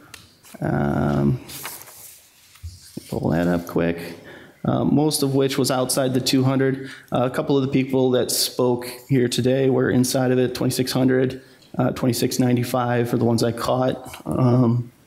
But those will be added. This would go to City Council, no matter what the recommendation is. It goes to the City Council for final decision. And we would include any public input that's received from day one until the City Council meeting.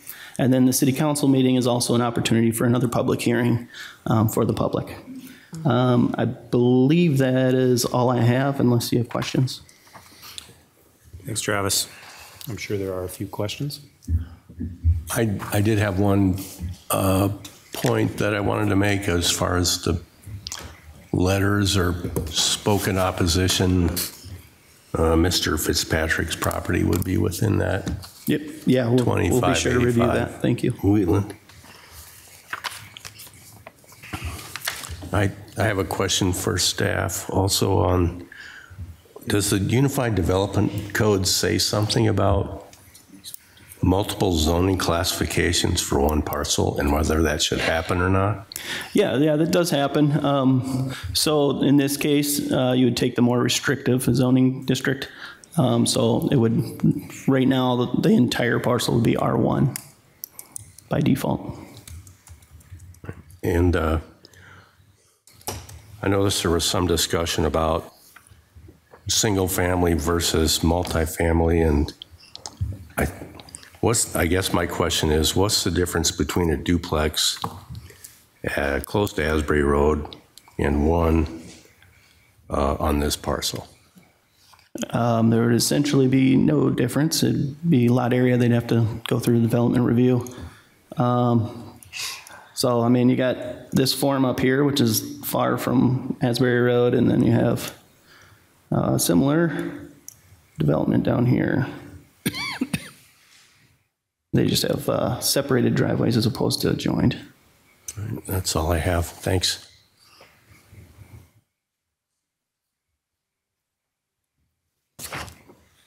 It's an interesting question you just posed. Huh?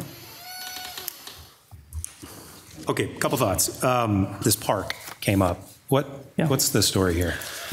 Wally may have some background, but I will point out that there is a park in the subdivision already. It is down here by the detention basin.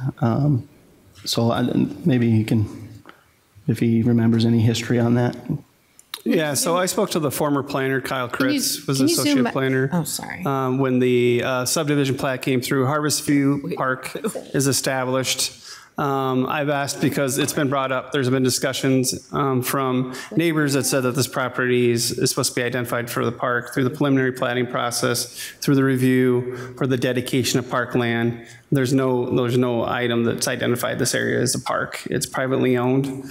I spoke with Kyle Kritz because we've had a lot of inquiries over the times with regards to the property, and we do not have anything that's identified that this is required to be a park. And then the covenants comment that was made that some covenants were not recorded. What do we know there? Covenants are a private agreement between the developer and the property owner, and the city's not part and parcel to them, so I don't feel comfortable responding to any covenant question unless the city's the holder of that. So very good.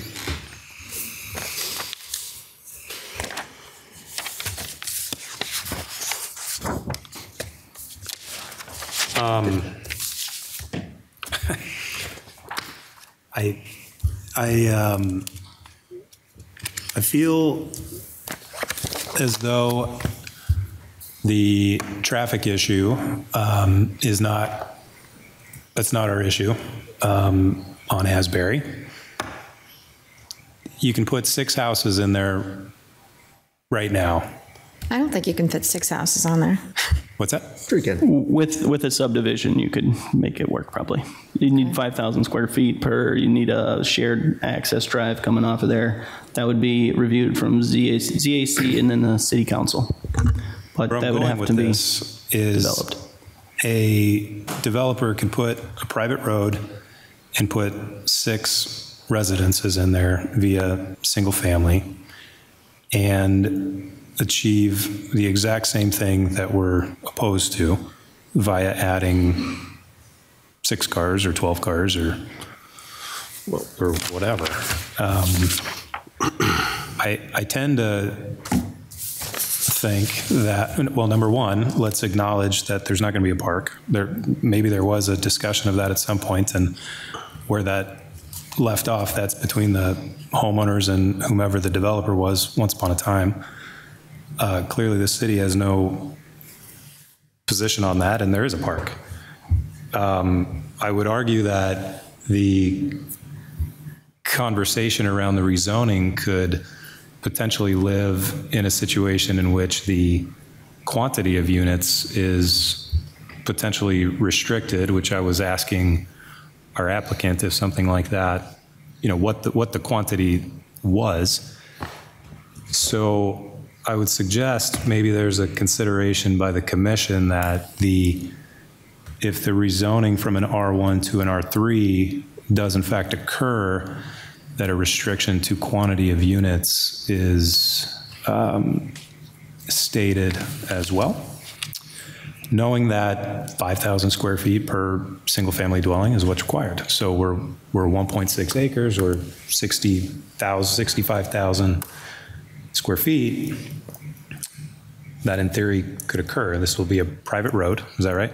From the cul-de-sac in regardless of the driveway. Private driveway. Yeah, it's a driveway to a, not a street. So it could be a driveway to, again, if you do the math, it could be 8 houses. It could be something more than 6 based off the math. So what's going through my mind here is a situation in which a restriction thereof in terms of quantity of units is given along with the R3 designation.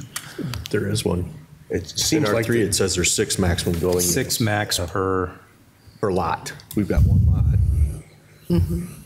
That's for a townhouse, and it says maximum one duplex. Let me see. I'm sorry, I'm not trying to argue with you. I'm just trying to. Yeah.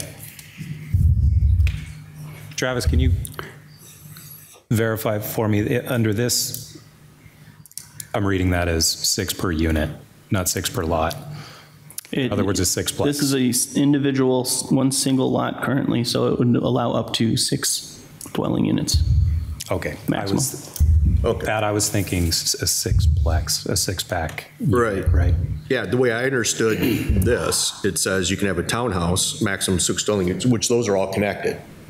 Or you can have a 2-family duplex. Or you can have a single-family home. Or you can have a multifamily dwelling up to 6 dwelling units, or a maternity group home.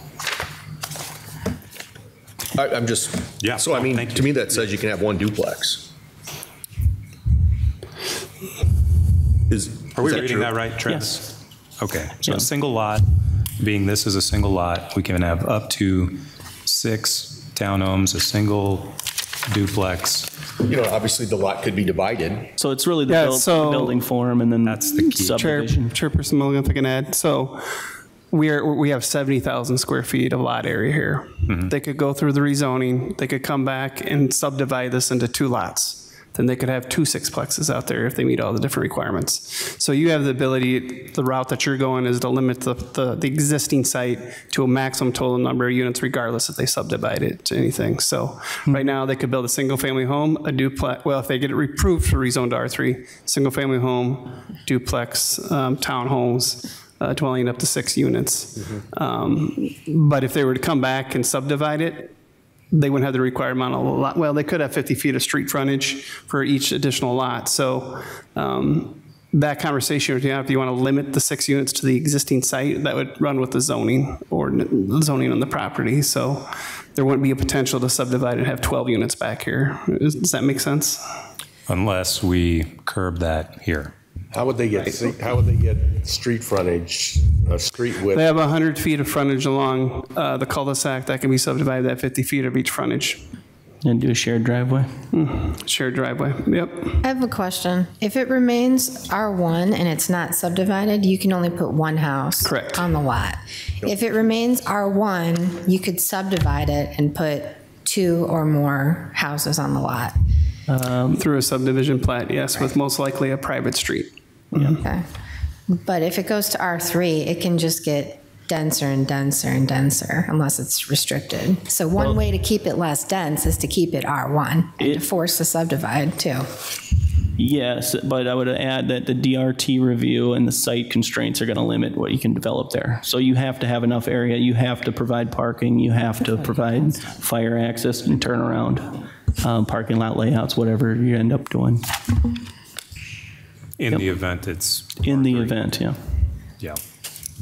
Most of the area that you'll see here, and if I can speak with regards to emergency access, would be able to get the fire apparatus into the site, which would be a minimum of 20-foot roadway, up to 26 with the outriggers. But when they get back into the site, they need to be able to turn around and exit through either a hammerhead or a cul-de-sac or certain things. So a majority of that site will be eaten up with some of the street network that will have to happen for that apparatus, the extension of the water, sewer, and everything that's associated with it. So to put a higher density development in here would be kind of difficult, to say the least. It all depends on how they lay out and do the design, to be honest with you. Well, I think the most appropriate thing is to keep it R1. My intention is to vote against the proposed rezoning. I think looking at the layout and the considerations and the backyards, backing up onto the lot, that's the most appropriate way to continue to use the space. That's my intention. I do not intend to vote for R3 with amendments or restrictions. Okay.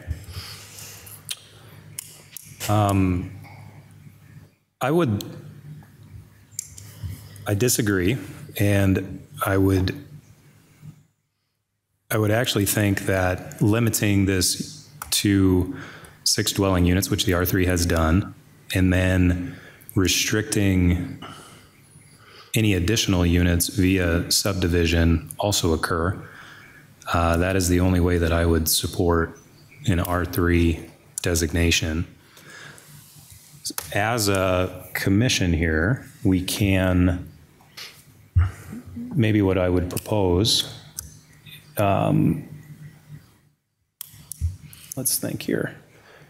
I would propose we consider maybe the R3 with conditions, and depending on the outcome of that, we'll vote then strictly on just the applicant's ask as is. Okay. And then that will give us the path forward for council's review at that point. That makes sense? Any other thoughts? Chairperson Mulligan, so are you asking to do 2 different motions and have a vote? Is that your? I'm suggesting we're going to start with one here in a minute. So yeah, you can go ahead and make a motion to a vote. If it fails, you could make another motion. I just suggest you have a conversation, decide how you want to go with a vote initially. It will go on to council with a recommendation. So just let everyone know this isn't getting approved tonight. They'll make a recommendation, goes on to city council on June 17th. Yeah, Pat, what are your thoughts?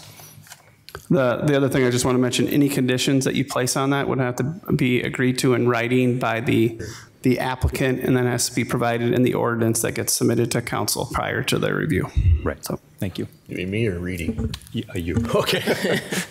Commissioner Norton, what are your thoughts?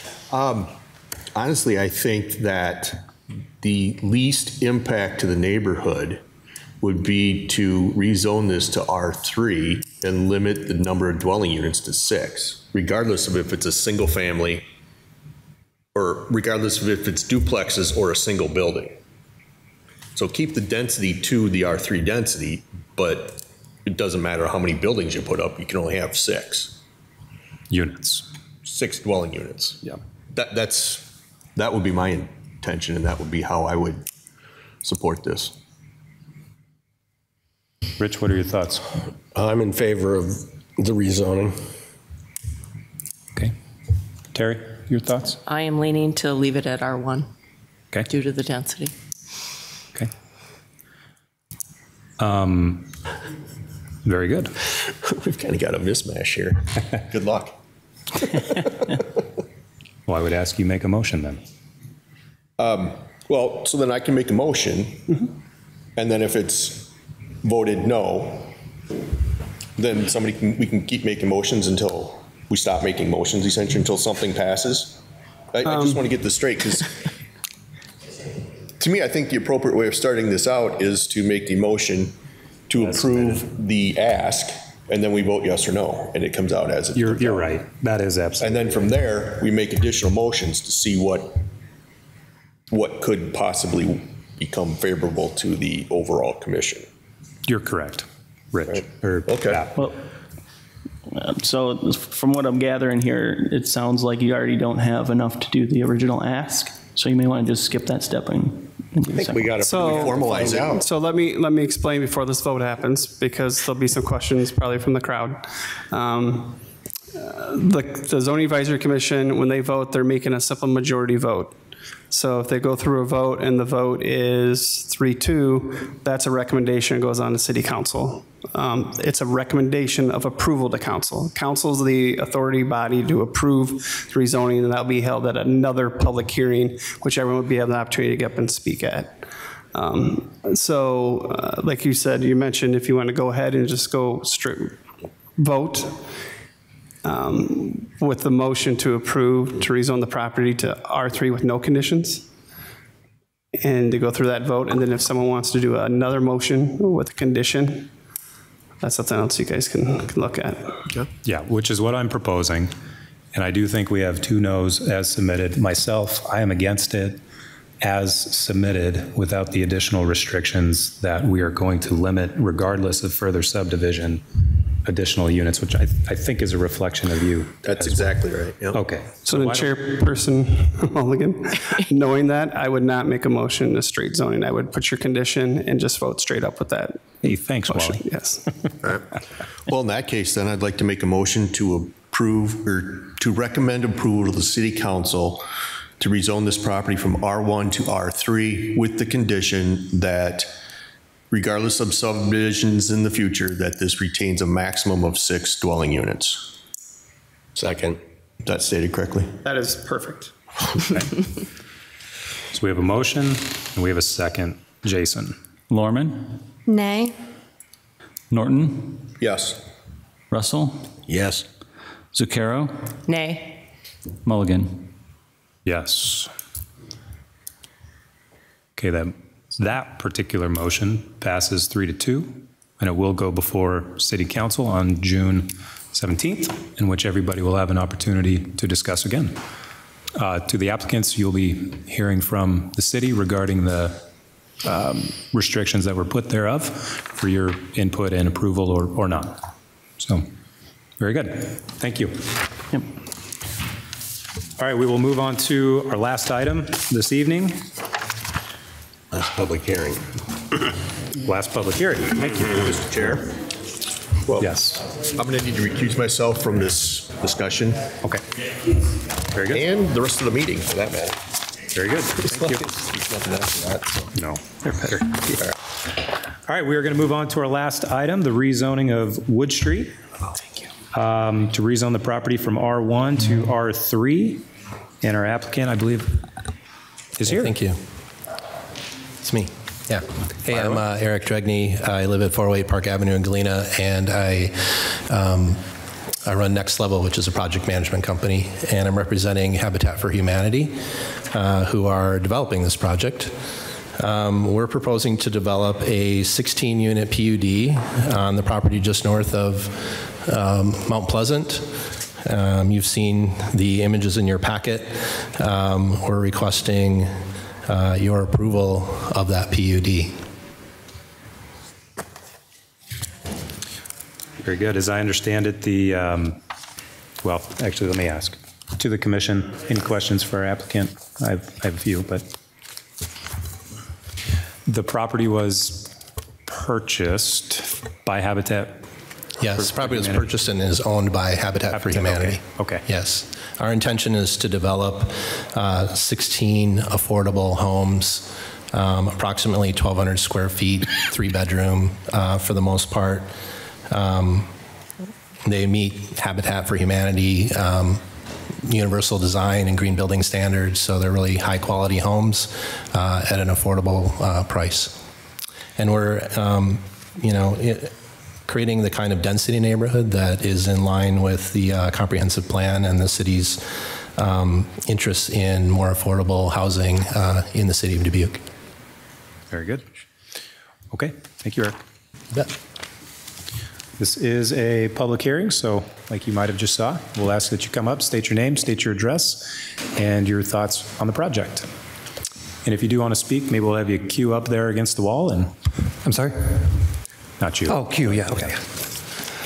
Name's Brandon Aller. I live at 1893 Wood Street.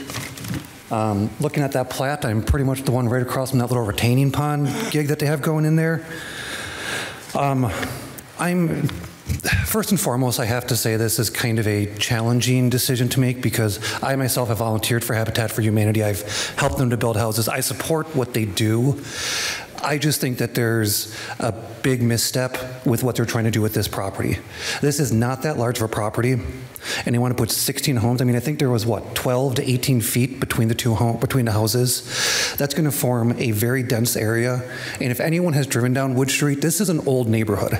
These houses go back to the 50s, 60s. I mean, my house was built in 1957. This neighborhood is 67 years old. There's character. There's front porches. There's gardens in the front. There's substantial backyards. There's actual neighborhood feel. And you admit that the properties will be high quality, but they're going to be universal. So you're going to slap 16 identical houses surrounding this one man's property. I mean, there's one house that's going to have all 16 houses literally looking into his home. I don't know who that is. I first never met the guy, but by God, I feel sorry for him. I would be selling my house tomorrow if this went through and approved. And that's what's going to happen to this neighborhood. I mean, there's been, I think it's Habitat for Humanity's mission and motto. They say they want to bring people together to build homes, communities, and hope. I support that mission. But we need to consider the fact that this is a Habitat for Humanity community that they're looking to build while destroying the Wood Street community as a whole. There has been very little communication to anyone. You talk to half of our neighbors on that street, none of them got notices of this hearing. None of them got notices of the info session that was supposed to happen. You know, these packets that were sent out, we had to go through the city to ask for these plans. There was no transparency. There was no open communication from Habitat for Humanity to our community. And again, if you're going to put your, your mission statement as building communities, engage with the community. And then on top of that, if you go to the Habitat for Humanity's website, they're open and honest about this. They've been in operation here in Dubuque and Jackson County since 1991. In that time, they have built 23 homes. That's less than one home a year. They want to put up 16. That's going to be almost double what they have done in 33 years. What expertise do they have? What capacity do they have? How long is this project going to take? How long is it going to disrupt me? This street has had so much construction lately, there's times I can't even get to my house. We're looking at remodeling our house. I'm not going to be able to have my contractors come to my property. I'm going to be without being able to remodel my house for years. We've already waited years because of the COVID backlog. I mean, the impact to the people who already live there is going to be substantial. Another thing, just a quick statistics here. There are about 46 to 48 houses on Wood Street, how you look at it. They want to put in 16. That's nearly a 34% increase on a road that's maybe less than a mile long. And beyond that, we're right behind Senior High School. There is a lot of traffic that travels between Loris Avenue and Wood Street, using Wood Street down to get to Rosedale, to get to the school. Granted, we don't have a lot of people parking there, but they use it to get to school, to get home from school. There's already a substantial amount of traffic on this street as is. And it's not a safe street. If you go to this property, if you guys have street view, that hill on Wood Street is a blind hill. That's just an accident waiting to happen. You have people who drive up to smack dab middle of this street, and you don't know what's coming towards you on the other side of that hill. Now we're going to, people from the other project we're talking about how they're worried about 6 houses. We're talking 16 3-bedroom homes. That's going to potentially have a mother and father and then a couple of kids. We're talking 2-3 cars each. There's not room on this street for those cars to be. And on top of that, there's not even a sidewalk for these kids. That goes all the way down to Rosedale Avenue. So if Habitat for Humanity wants to start implementing and uprooting this entire community the way it is, they need to work with us. They need to look at finding ways to increase capacity for that street. They need to look at ways to ensure that there's safety, such as a sidewalk. Instead of just saying, here's 16 homes and here's what we're going to do is just put you a little model community in this neighborhood that stood for 60, 70 years. And that people buy this, people live there for a long time. This isn't a burn and churn neighborhood. I mean, a lot of people you're going to hear from have been there for years. And I just, beyond for the fact how I support Habitat for Humanity's, mission, you're not buying our support. You're not doing that right now. And I think you need to sit down and talk with us, scale this back. Do 8 houses, do 6 houses, do something that just makes it reasonable where you're not putting in basically an entire subdivision in this one plot of land. So because of that, I think, people are going to repeat this, and they're going to say a lot more than I did, but real quick, there's greenery. We have deer, we have possums, we have raccoons, we have so much wildlife there that you don't get in a city. It's amazing that I can see a deer in a family of deer. I see a mama deer raising her baby deers there. You don't see that. We're going to lose that. It's just that I can keep going, but I'm going to let other people get there, because this is exhausting, guys. I don't know how you do this. Kudos to you all. To hours upon hours of listening to people like us complain. I'm sorry. But another big thing is, if you want to do this, don't have the only exit on Wood Street.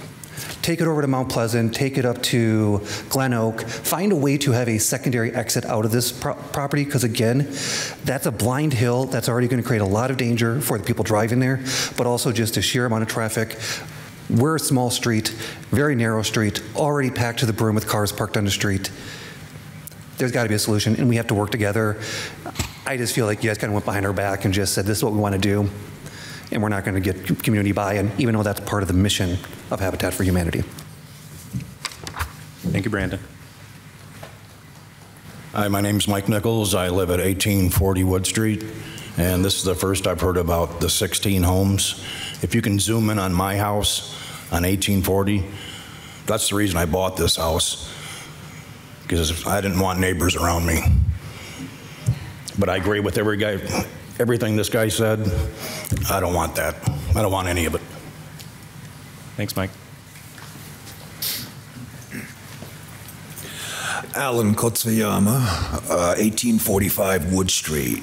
We own the house directly across from Mike, and the thought of this 16 unit going across the street from us is a nightmare, mainly because for security reasons, for property, and for kids. We have a teenage daughter that attends at Dubuque Senior, and her friends, they use that area to go back and forth. The street is not very large at all, and we're at the top of this huge hill that leads down to Rosedale, which means snow removal will be very hard. We're going to lose the tree line where all the wildlife is at. We do have deer and all kinds of wild and beautiful wildlife, and this is going to completely ruin the neighborhood.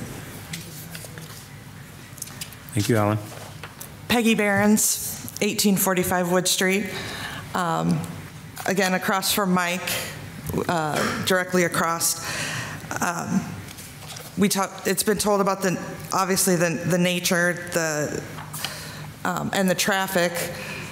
Again, the Blind Hill, a big problem we have during the winter, especially that Mike and we see people that are going towards Rosedale that decide, yeah, that's a pretty big hill, so now we have to turn around in our driveway, in our neighbor's driveway, because they're not going to go down there when it's icy and snowy and inclement. That's our house. There was a tree there. That tree has since been removed by the city, as it should have been. I'm not complaining about that whatsoever. But when they do come, in that instance, they did come to remove the tree and replace the sidewalk. Pretty much the block got closed off in front of our house for 2 to 3 days because there's no space. And it happens whenever they fill a pothole or look in a manhole or any of those things, trying to just get up and down the street due to the oldness and restrictiveness of the street and people parking on the sidewalk or on the street as they should. And again, it's very quiet. When you wake up in the morning, you can hear the birds, you can hear the wildlife and see rabbits playing in the yard, all those things that bringing all this construction, how they're going to do any of that on our street, I couldn't even fathom, because today's trash day, and when they come up, you can't go anywhere when the trash cans or the trash and the recycling are coming through, which we appreciate. But again, these are very thin streets. So I don't know where to even begin with construction, especially if that's going to be out my front door. I wouldn't be able to leave my home at that point. I might as well be in COVID again. Sorry, guys. Thank you, Peggy. And as you can see, I'm also a security officer. I work at the Northeast Iowa Community Campus in Piasta. I have been a security officer for 35 years, and my main concern with this large development is security safety for our properties. We're going to have a whole lot of new people in this area, and most of our houses have open yards that they could look directly or walk right into. And that concerns me a lot for not just ourselves, but for our neighbors as well. Thank you for your time. We appreciate it. Yep. My name is Donald Kepke. I live at 1893 Wood Street. I just want to reiterate a few things that have already been said. It is a very narrow street. There are lines of cars parked on both sides, all times of day or night. It is very common where you go to drive to the end of the block and you've got to pull over to let the person pass. There just isn't room for 2 cars to go by at the same time. I am in support of the mission. I support them having some dwellings here, but it does not need to be 16. It's just not the right spot for that. That's all. Thank you, Donald. I'm a little unique here. I'm Stephanie Link. I'm on 1294 Rosedale. So I'm at the bottom of that hill. And I will tell you, I drove down at March 29th when we had that snowstorm. Brakes didn't work. I slid all the way across. Thank God Senior was closed. Yeah.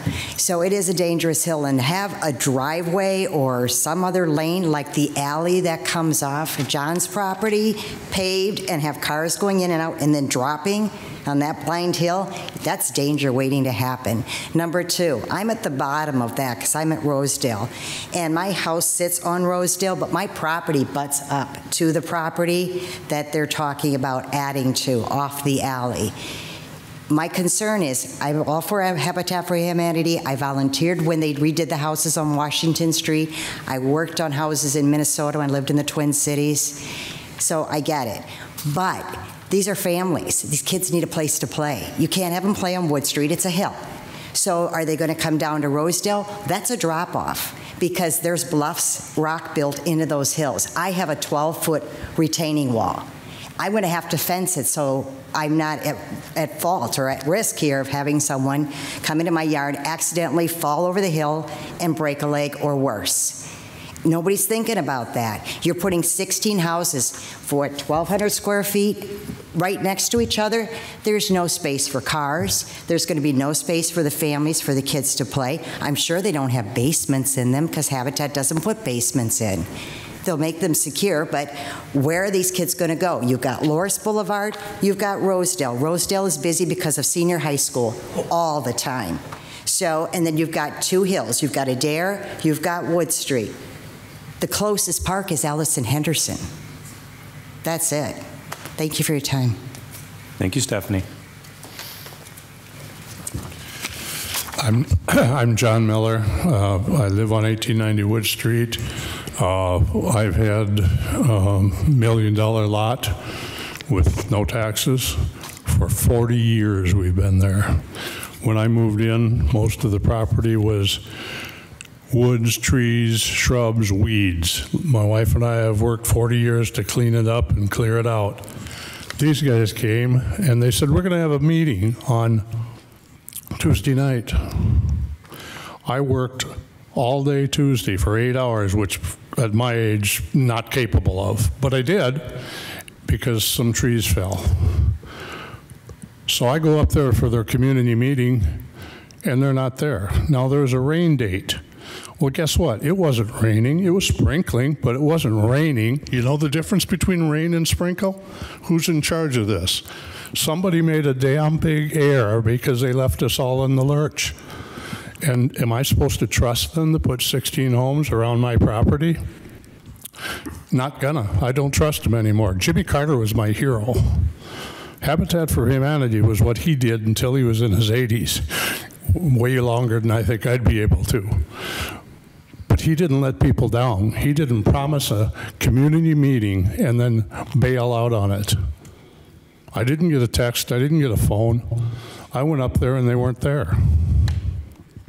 Okay, so I got 6 things on my agenda. One is the traffic on Wood Street. And being a teacher, raise your hands if you've driven down Wood Street lately. Raise your hands if you've driven down Wood Street. I see 1. Yes, I've been down. 2. Did you meet a car? Yes. Did you pull over? Did they pull over? Okay, do not even dream of putting 2 houses up there until you widen Wood Street out so where you can have 2 lanes of traffic and 2 lanes of parking. I have a friend who's reached that curmudgeon stage. Every time he picks me up and we drive down Wood Street, boy, this city, they ought to allow one side of the street parking only. Well, you can't do that. Every person on there has 2 or 3 cars. And one time I was just telling them, I had 5.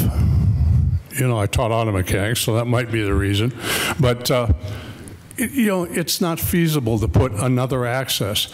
Oh, well, they can go down Wood Street. Guess what?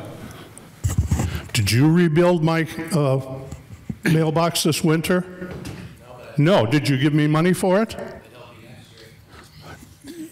You didn't. Nobody did. Let's keep I going. had to rebuild it. I had to pay for the mailbox. Yeah, you know, move on. No, speak to us. Speak to you. Okay. I'm sorry. You're right. I am talking to you. This is the second time I've had my mailbox hit.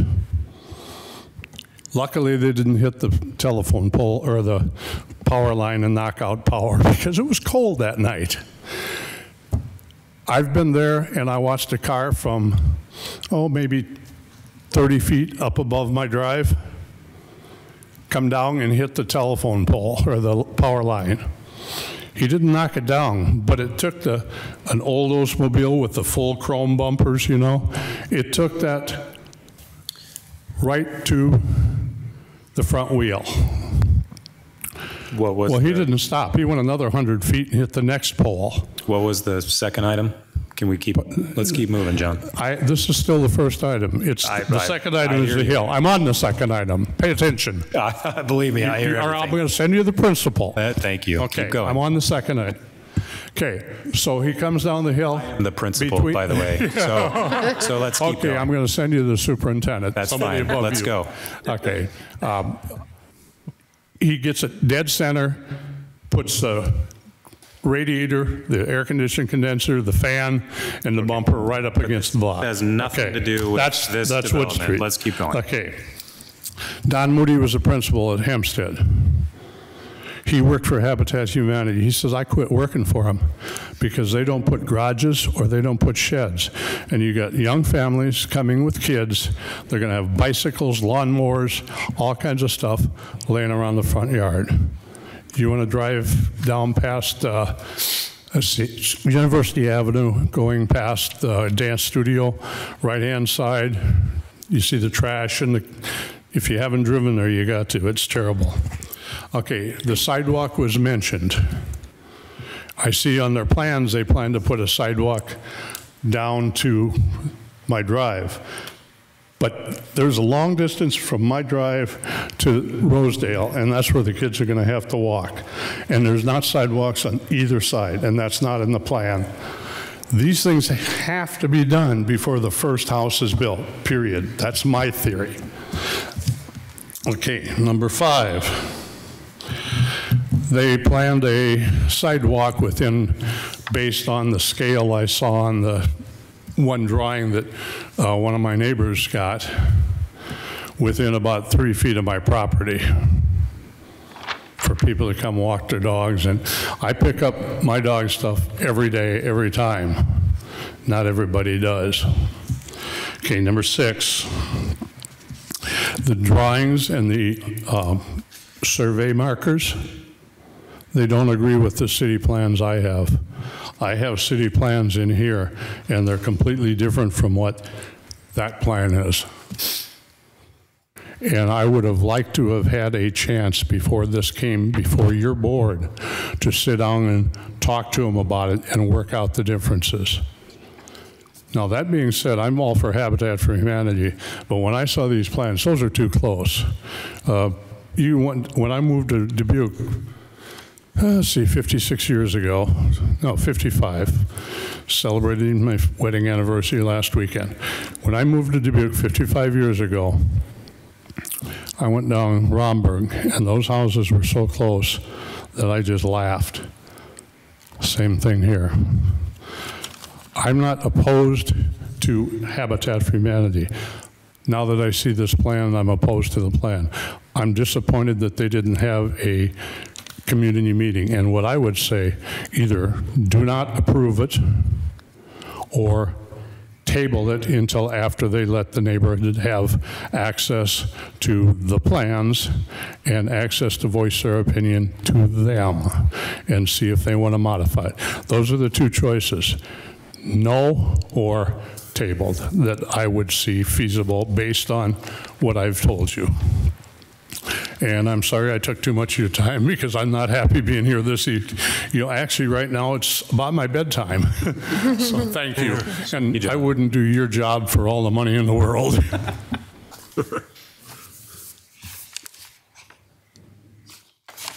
My name is Tony Moline. I live at 1756 Wood Street. I've lived there for about 20 years. I am very much opposed to this project, everybody else covered just about everything that I would want to say. Definitely the traffic issue is huge. In the wintertime, the only out really is going towards Loris. Most of the houses on the street, or a large percentage of them, do not have driveways, so everybody parks on the street. We have multiple rental units on the street as well that house up to 6 to 7 college students in them, which all have vehicles of their own. It is very difficult to find parking in the winter, and a lot of times we actually park down in front of some of those empty lots because we have humongous piles of snow left there by the snow plows, so there's no way for them to get it off our street. Another concern for me would be the runoff. So we are up above Rosedale, which feeds down to West Locust, and I don't know if anybody saw any videos of West Locust from a couple days ago where the water was going up above the double high curbs. So I think that's a concern as well. And just overall quality of life, I mean, how long is this project going to take? How many years do we have to have construction trucks coming up and down our street? The noise from the construction, it is a pretty quiet neighborhood despite the fact that we have a lot of traffic from, like they mentioned, senior high school, but otherwise it's pretty quiet and peaceful. That's all I got. Thanks, Tony. Hello. Thank you for being here tonight and listening to us. My name is Stormy Mokel. I live at 1756 Wood Street with Tony. We've lived there since 2005. Again, I'm in agreement with all of my neighbors, all of the things. I don't need to reiterate all those. You've heard them. I'm wondering, am I able to ask you some questions? Can you answer my questions, or is this not the proper time? Yeah. And we'll consider it Okay, after the fact. I'm wondering how you chose the residents that you sent the letter out to, because I am noticing tonight that we're not seeing any representation from Lawndale Street, which is also impacted by the development. And so I'm curious which addresses you decided to choose, or who you sent the information to. Okay.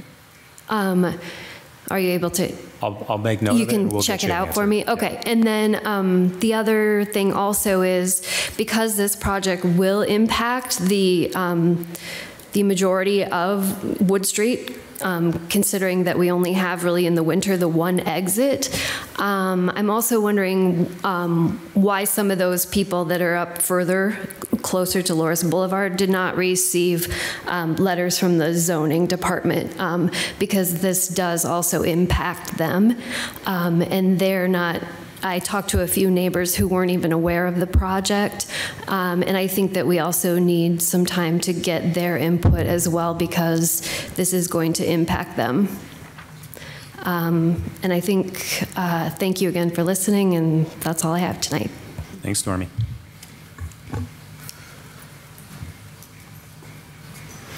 Hi, my name is Mary Beth Van Steenberg. I live at 1881 Glen Oak. And I have our property is like a 1 1/3 acre lot. It used to be mostly woods. And when I heard about this development possibility, I became afraid for the children who would live in this development. We have an abandoned a quarry on our property, and it would almost adjoin to those houses, and I'd be very concerned as a homeowner having a lot of children around. We've been there for 34 years and raised our family and had never had any problems, but everybody on council needs to see where this property is, because I don't know what they're thinking about 16 units, because, you know, if they could build a few, that would be great, but I'm also concerned about storm water I don't know where all this water's going to go. It's on top of the hill. We're at the bottom of the hill. We've already, on our own, because Lawndale adjoins our property, we've already got paid this to have this viaduct down through, down to Glen Oak, because Rosedale was supposed to go, or Lawndale was supposed to go through, and it never did. Mostly because everything is solid rock up there. So those are my concerns, and I thank you for listening to me. Thank you, Mary Beth. Okay, real quick. I know we're biting this thing twice. Let's be to the point, if you don't mind. Am I allowed to speak twice? I'm telling you, you can. Let's just please be quick. Okay. Again, my name is Brandon Aller, 1893 Wood Street. I also have a couple questions, kind of like Stormy did. Again, Habitat for Humanity is all about building communities, hope, this and that. What is their plan to do for the rest of the neighborhood? Is there going to be a plan for them to, potentially look at revitalizing the street? The street's pretty old. It's not in the best shape. Are they going to help, build that up? Are they going to help repair that? Sidewalk? Are they going to do something for the rest of the community other than just the lot that they're looking at? And beyond that, with all this construction and disruption, are they going to compensate us? If I can't get into my house, if I have to, potentially park somewhere else and I can't use my house for what its purpose is meant to be utilized for, how are we going to remedy that? I think there just needs to be a lot more discussion about this and a lot more planning done before we start moving forward. And again, I'm just upset. And then the last thing is I wanted to say is with snow plows, it's to the point where these plows can maybe get one path done because it's that congested. And there's times where they can't finish plowing. And on that hill, they don't plow, they do one path and that's it. I mean, if we're going to talk about investing in this property here, we need the city to support us, the residents there, and help support the infrastructure. I don't know who we have to go to for that. I know that's not Habitat for Humanity's responsibility, but it's damn well not mine either. So we need support from the city as a whole to help with that infrastructure. And then the last thing is, you look at this property, you see the woods. You can't call it Wood Street if you get rid of the woods. I mean, let's just be honest. The name tells you what it is. It's a street with woods. It has an old community, trees. Let's keep it that way. Two things. One thing is, would you bring up that map where you had it, please, whoever's playing with it? Okay, stop right there. Okay, you see the drive, the street that's actually an alley? No, the other one. No, go down the other way. Oh, now go up to the second house up. No, up. Up the hill, up the hill. Right? That's unit number 2. That house, yep. Right where that house is, we had a big rainstorm. Not like what we've had lately, but a big one. There was a sinkhole there. My grandkids played in it. I took pictures of them, got my butt chewed out by their dad for letting them go down in it, but it was hollow and underneath. So I got the people that were doing the pipeline to give me some dirt. I have a tractor. I put the dirt in there, packed it down, covered it over. One of the board members from Mount Pleasant Home brought some ferns over. We planted ferns to stabilize the soil. They never asked me about that. They need to know about things like that. There's also a sinkhole in the property or a mine pit from lead mining. We don't know which, either a sinkhole or a mine. Kind of might be important to know the difference before they put kids in that property. A lot more discussion needs to go before you guys approve this. That's all I want to say. Thank you, and sorry to keep you guys. Thank you, John. Here I am again, Pat Judge. I live on Harvestview Drive, but I'm on the board for Mount Pleasant Home. And we were very pleased that Habitat for Humanity purchased this property because we feel like their mission is the same as ours. We're 150 years old this year, so I think we're doing something right. And by having Habitat for Humanity as our neighbor, I think that will certainly help us. And I do sympathize with all of the things that are going on in the neighborhood. So I hope it works out fine. Thank you. Thank you, Pat. Very good. We've said it all. I'm closing public hearing for the month of May, or June, whatever we're in right now. Eric, would you please come back up? Thank you. Well, first of all, thanks for all the feedback. I do apologize we weren't there last night. We had a rain date knowing that it might rain, and it did rain. And so we'll be there Tuesday night to share more information, and we're happy to meet with you individually as well. So I'll stick around and make sure you know how to contact us. Just, a few things about the property itself, though. First of all, we are planning to build the property, and our plan indicates that we're building the property to add neighborhood amenities like sidewalks. We're also adding green space in the property, so it's designed to be a pocket neighborhood that allows for green space in the neighborhood inside of the circle of homes and also exterior to the circle of homes. We're committed to retaining as much of the woods as we possibly can, and our site plan actually shows where the tree line is, and we like trees too. And so, we're going to do everything we can to keep as much of the green space as we possibly can. Our site plan includes a water retention strategy that will mitigate all of the rain, and we're required to mitigate any water that doesn't already fall. And so we've designed it to do that exactly. Our site plan includes 2 to 3 parking spaces, including garages, for every single resident. And not on the street at all. So we won't be adding to street parking. All of our parking is in our property. And so we're very conscious of the parking situation on Wood Street and not trying to add or worsen that in any way. We're planning on 16 houses with front porches and a varied design, so it won't just look like a cookie cutter neighborhood. We're planning to build 6 houses first, so you were asking about capacity. There were questions about capacity. We're planning to build 6 houses first. We have funding to do that, and we have the ability to do that, and we're building partnerships to do that right now with contractors and architects and other professionals. The location of our driveway was chosen specifically because of the traffic studies that the city did to help us understand where it was safest to actually have people come in and out of Wood Street. And so the drive that we have in our site plan is specifically designed to be the safest place possible for there to be a driveway.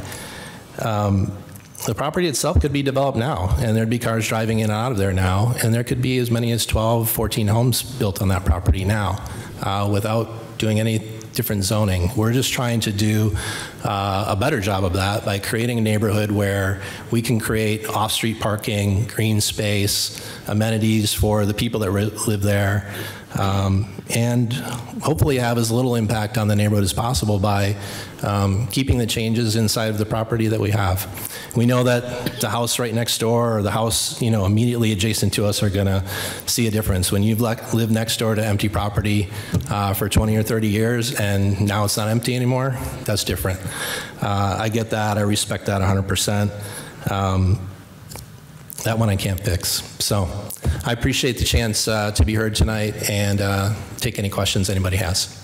I have a question. What's the square footage that you said each home would be again? And then the other question is, we'll just answer that first, sorry. Approximately 1,200. Okay. Just under, actually. I'll bring up the other item with the planning report. Sorry. Thank you. Just the one question? Yeah. Okay. Terry, any additional questions? Rich? I guess I do have one, Eric. Sure. There's an open space directly behind 1840 Wood Street.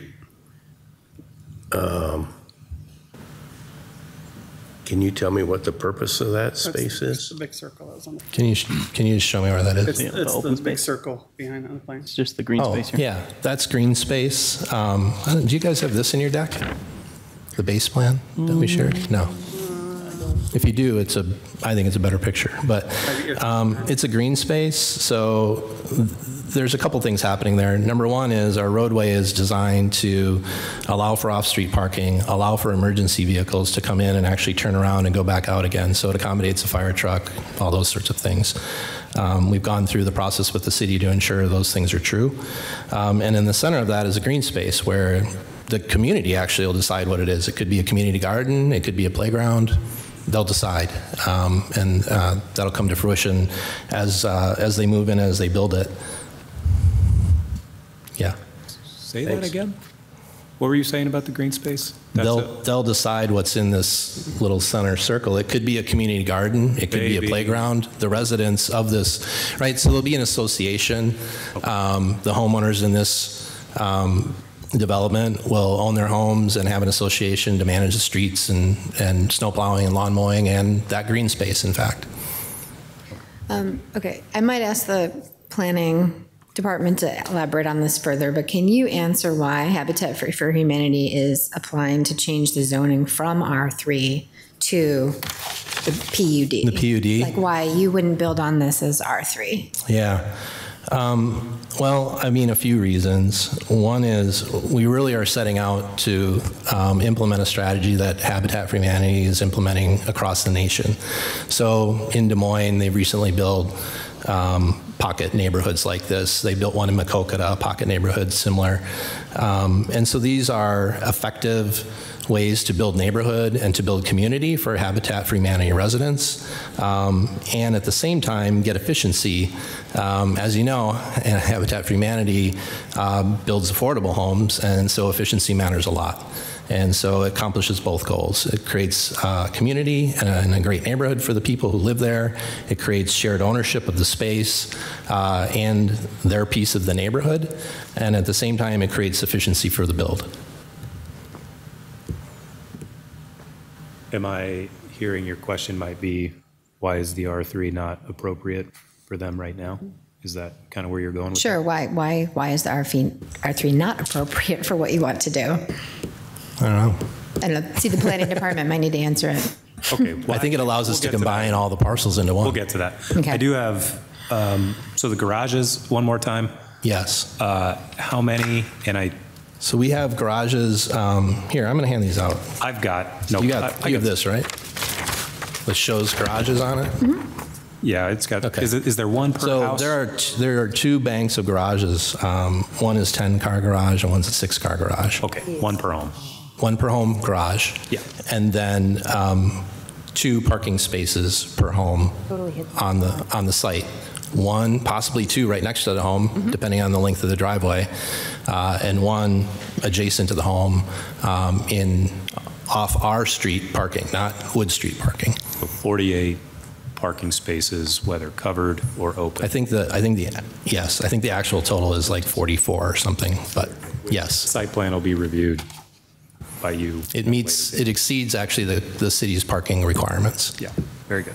Okay, and then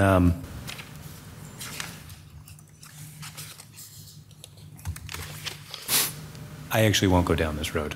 I'm good. Anything else for Eric? Thank you. Thank you. All right. Who has the staff report this evening? Sure. Assistant Planner Travis Strobelgen. So as the applicant stated, they are seeking a PUD that is required because as it stands, this is all a couple different parcels, and they're seeking the street frontage I wouldn't call it avoidance, but through the PUD, they're allowed to lay it out as they are. I would say that, so currently this is R3 zoning, which would allow a lot denser development. This is more akin and maybe even less than a single-family residence neighborhood. So the exact same as what's on the north, east, west, and part of the south. We had a couple of questions. Notifications go out 200 feet from the property boundaries to all properties owners. And here's kind of a image of that, if I can find it. That would be 200 feet of Well, not that one, I'm sorry. Where did my map go? Nah, I can't find it. I'll bring that up shortly. So in addition to that, the sidewalks was mentioned. I think the applicant did a good job of kind of answering, hopefully, some of the neighbors' concerns there. There will be sidewalks required. There will likely be sidewalks required all the way down on all of their property, including the detention basin. There's a city right-of-way right here that the city will have to review that. So PUDs, they're adopted with an ordinance, and along with that ordinance is a conceptual development plan, and that's the thing that we've been showing here most of the time here. So whatever they develop, it will have to be in substantial conformance with this. They can't stray from this too far. If they do, it would come back before the Zoning Advisory Commission and then again to the City Council for review and approval. This is only an initial conceptual development plan. So as they're developing properties, as they're getting their utilities set and everything else, they would still have to go through the site plan review system or process, which includes a review from fire department. And this has already been looked at a surface level to make sure that we can get fire safety, emergency access back here. Snow was discussed, snow removal was discussed as part of this. And then stormwater will be required to not increase more than what is there today. I think that hit most of the major items. The comprehensive plan does promote this type of infill by integrating neighborhoods in Dubuque via access to trails, which they are proposing a trail inside the wooded area. It sounds like they will keep the woods. They also will encourage a mix of housing affordable for all segments of Dubuque's populations throughout the community, including options for those who might be saving for their first home. We had one public input, which was an inquiry. I believe that gentleman spoke today. It was a Kepke. And I believe that is all I have, unless, Wally, if you have a couple more items. Yeah, I'd like to add some additional things. So when we talk about plan unit development, there's a conceptual plan review. And this conceptual plan has gone through the development review team 3 times. It's gone through. The reason why it's gone through the process is when we bring a PUD to this Zoning Advisory Commission or City Council, we want to make sure that it at least meets our minimum requirements for site design standards, safety, because we do not want the council or the commission to approve a plan that won't meet the basic requirements of life safety. I'll talk about, the evolution of this plan, to be honest with you. There was discussion, actually the city conducted a speed study on Wood Street. The city conducted a site visibility study on Wood Street. The city engineer and the traffic engineer have gone out to the site and evaluated it. And initially, there was some discussion about maybe taking access off the existing street located to the north for a couple of the homes. Out on the site visit with the engineer, the city engineer is like, absolutely not. That does not meet site visibility distance requirements. So this plan had to pivot a little bit to put in some additional other parking areas. A couple things we talked about was not having to provide some off-street parking for some of the homes that face onto the property, because this is a PUD, it's specific. They already exceed the parking requirement. However, Habitat is very strong about providing off-street parking for each home. That is correct. We see Habitat homes do not have garages that are associated with them. These do have 2 paved off-street parking spaces. I think the other thing we need to discuss is these are going to be homeowners. These are not rental properties. These are individuals who are coming in and purchasing a home, and they're going to become part of a neighborhood. The property is zoned R3, moderate density multifamily residential. This could be way more dense than what they're actually proposing at this location. So stormwater was definitely discussed at length, specifically because of the topography of the site. As stormwater runs off, it has to be captured to leave the site at a certain rate. There's a detention basin that's located on the property. Quite a bit of discussion was involved with that. And actually quite a bit of discussion got involved with, those 4 homes. Do you want to pull it up to show the 4 homes on the south side? These 4 homes down here, the question is like, well, why don't you just take a driveway off the street? Once again, we're looking at affordability. for the homes, for habitat. But then once again, if we start, all these homes will not have curb cuts to the street. When we put a curb cut into a street, that eliminates an on-street parking space that's located in the neighborhood. This plan does not include any of those curb cuts except for access to a private street. So I just wanted to make it clear that there's been a lot of already plan review discussion that's been involved with this, has gone through the engineering process for the development. And the other thing I want to mention is, do you want to put up the, I was going to say, you put up the notification map? So in our ordinance, it's very specific that we have to notify all property owners within or 200 feet of the property to be rezoned. This is the map that we send out. We identify all property owners. We're required by mail. We provide that information. It gets sent off to them in mail. There are situations that were brought up, say for instance, why isn't the neighbor who's on the street that may be impacted by a higher density development because there's going to be more traffic through the neighborhood. With regards to our requirements, we cannot be arbitrary in determining how we notify property owners. It's codified. It's 200 feet. Staff cannot make a decision. It's like, I feel like we should notify additional people. That would get us actually in a lot of trouble making those arbitrary decisions. So that's actually codified by law. Do we answer your question, Carrie, at all? Yeah. The public's not allowed to speak right now.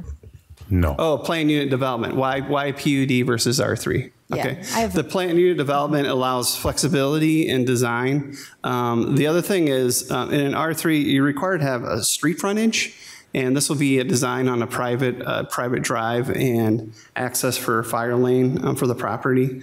They did come to us and spoke with us, and we're the ones that said that this would have to be a planned unit development the way it's designed. And then the other thing about a planned unit development is, when this gets approved, this is what's approved. They can deviate a little bit from it, but you have a plan that you know that this is how it's going to be developed. If they were to come in and say, you know what, I'm going to put another house in here, I'm going to do another thing, that's going to require another process to come back before the Zoning Advisory Commission and the City Council in order to get approval. If this was straight R3 zoning and someone just wanted to come in and plat off a lot that meets the lot requirements, there's not a lot of review or opportunity to have input with regards to that. So. Can there be buffering requirements made around this property? That is something as the Zoning Advisory Commission can review and can provide requirements about buffering. In the past, when we talk about what are we buffering, we're buffering single-family homes from single-family homes. But there's a strange configuration along the street with reverse homes. Right. So there's those discussions that get brought up. So typically when we look at buffering or screening, it's usually from a higher density development or from commercial, or what's the negative impact with regards to it. The commission can most definitely put a buffering requirement in there, however that wants to be. I know several of the wood areas intended to remain and have a walking trail through those areas for the residents. There's a parkland area located up above that surface space and how they're going to be able to access and use that. So. But you as the Zoning Advisory Commission has the ability to make any modifications, any conditions or requirements in addition to the concept plan, and then the applicant would have to agree to those conditions before we send it to the City Council. If there's a different definition between buffering and screening, can you describe that right now? Sure. I mean, I said screening. I know where you're going. Buffering could be one other thing. Typically when we hear buffering, it's typically involving, I want to screen my view or have less of an impact from a property. So a lot of times we see berms and trees being placed on top. They call it a buffer, but really what is it doing? It's really screening the property. It's the same thing then? Yeah. Okay. Buffer can also just be distance too. So, yep. So right now, because the property's zoned R3, somebody could come in and propose apartments, townhouses, the things that we heard about in the last application. Absolutely. 6 units per lot, based on the density. And then the off-street parking for those would be 1.5 parking spaces per unit. They're providing 2 and something more than 2 per. Yeah, they're exceeding the parking requirement here. Say the density again, Wally. You can have 6. What is it? R3. It's 12,000 square foot for 6 units. 1,200. Yep. Okay. How big is the parcel? 3.5 acres. Yeah, parcel is 3.5 acres. Just this is a good example if you want to go back to that. So if you look at the lots that are laid out on Lawndale, initially, we have Mount Pleasant Homes. The street at Mount Pleasant ends and terminates into Mount Pleasant Home. If that were to continue through, we'd have multiple lots located through on the side with more homes that are associated with the development. So, any additional questions for staff? Okay, open it up for conversation amongst the commission. Rich, what are your thoughts? Well, I'm in favor of the proposal, the way it's shown. I've also volunteered for Habitat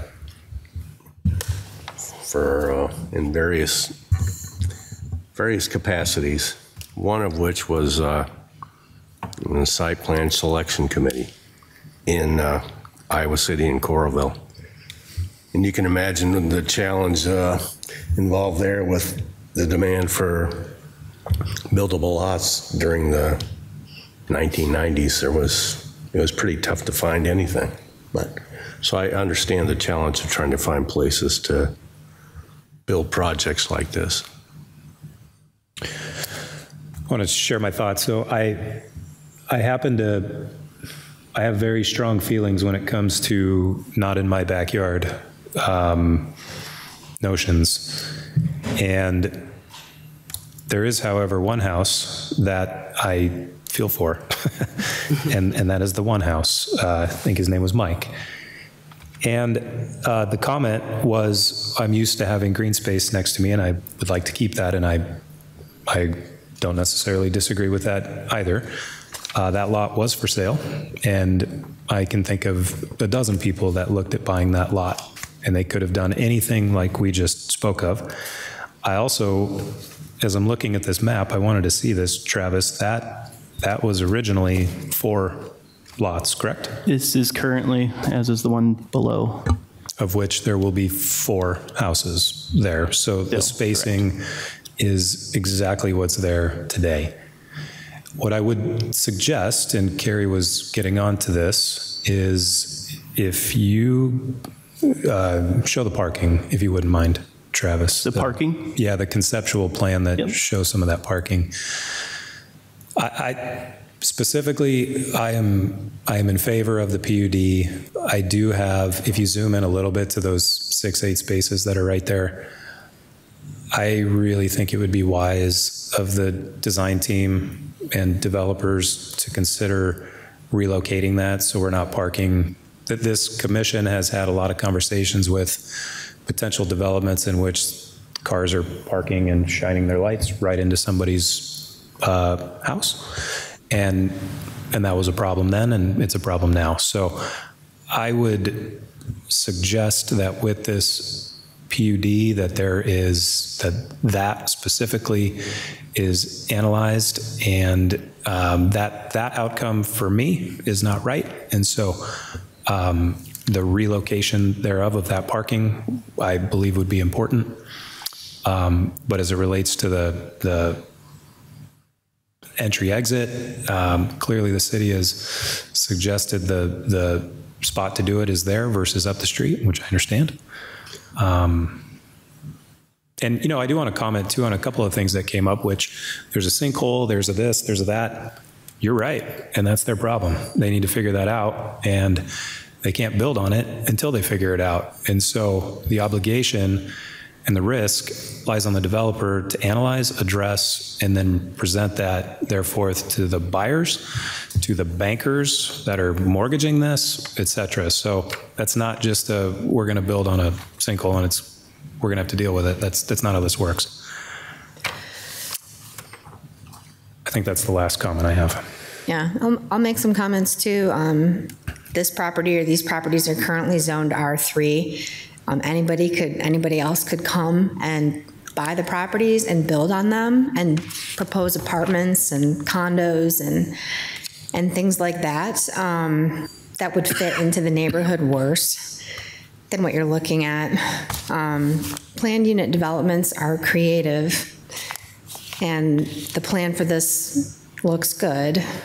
and impressive to me, aside from the things that we've mentioned about those parking spaces. And that property, that house being in the middle of it is really strange. And I think the houses like back facing on Wood Street is also pretty strange. So, I mean, could change the look of the neighborhood. So, I mean, I have, I guess, concerns about that, and I would maybe propose buffering, those areas just to make sure that it would happen for the neighbors. Unfortunately, there's no more public comment period in this meeting, right? You could comment at the city council meeting. Well, property was donated to Mount Pleasant Homes. That within that covenant, it was said they cannot sell that property for any kind of development that isn't for public, like Habitat for Humanity. So if that is true, which would take some research, they would never have put apartments. Very good. Okay. So I want to address your concern about the back. The houses actually face towards Wood Street. Oh, do they? Oh, Yeah. okay. It's just that you have access to them from the back. Okay, thank you. Sorry. Yeah, I see that now. One other comment just on that. If this site is so elevated compared to the north. To the north, so there's such a grade change there in those trees. It's quite dramatic. So the ones that are turned 90 degrees from Wood Street, nobody's gonna see each other there. I would address the parking spaces that you mentioned, the 8 or 10 spaces. I would be in favor of some sort of screening between the spaces and 1840 Wood Street. Yeah, actually, you're right. As a matter of fact, it's probably screening on all 3 sides to give something to that At least homeowner. 2. West and south. West is that one. Oh, is that west? Yeah.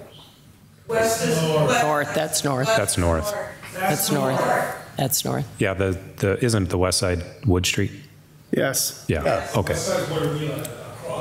Yeah, North is to the top of the page. It's the west side. The west side of the parking spaces is here. Yeah. And the south is here. Rich. I was thinking the whole lot. Yeah. Okay, you're saying of that. Okay, I'm sorry. Just the spaces. Okay. That's sorry. Good. So what I'm indicating here. Yes. Thank you. Okay, I agree with that.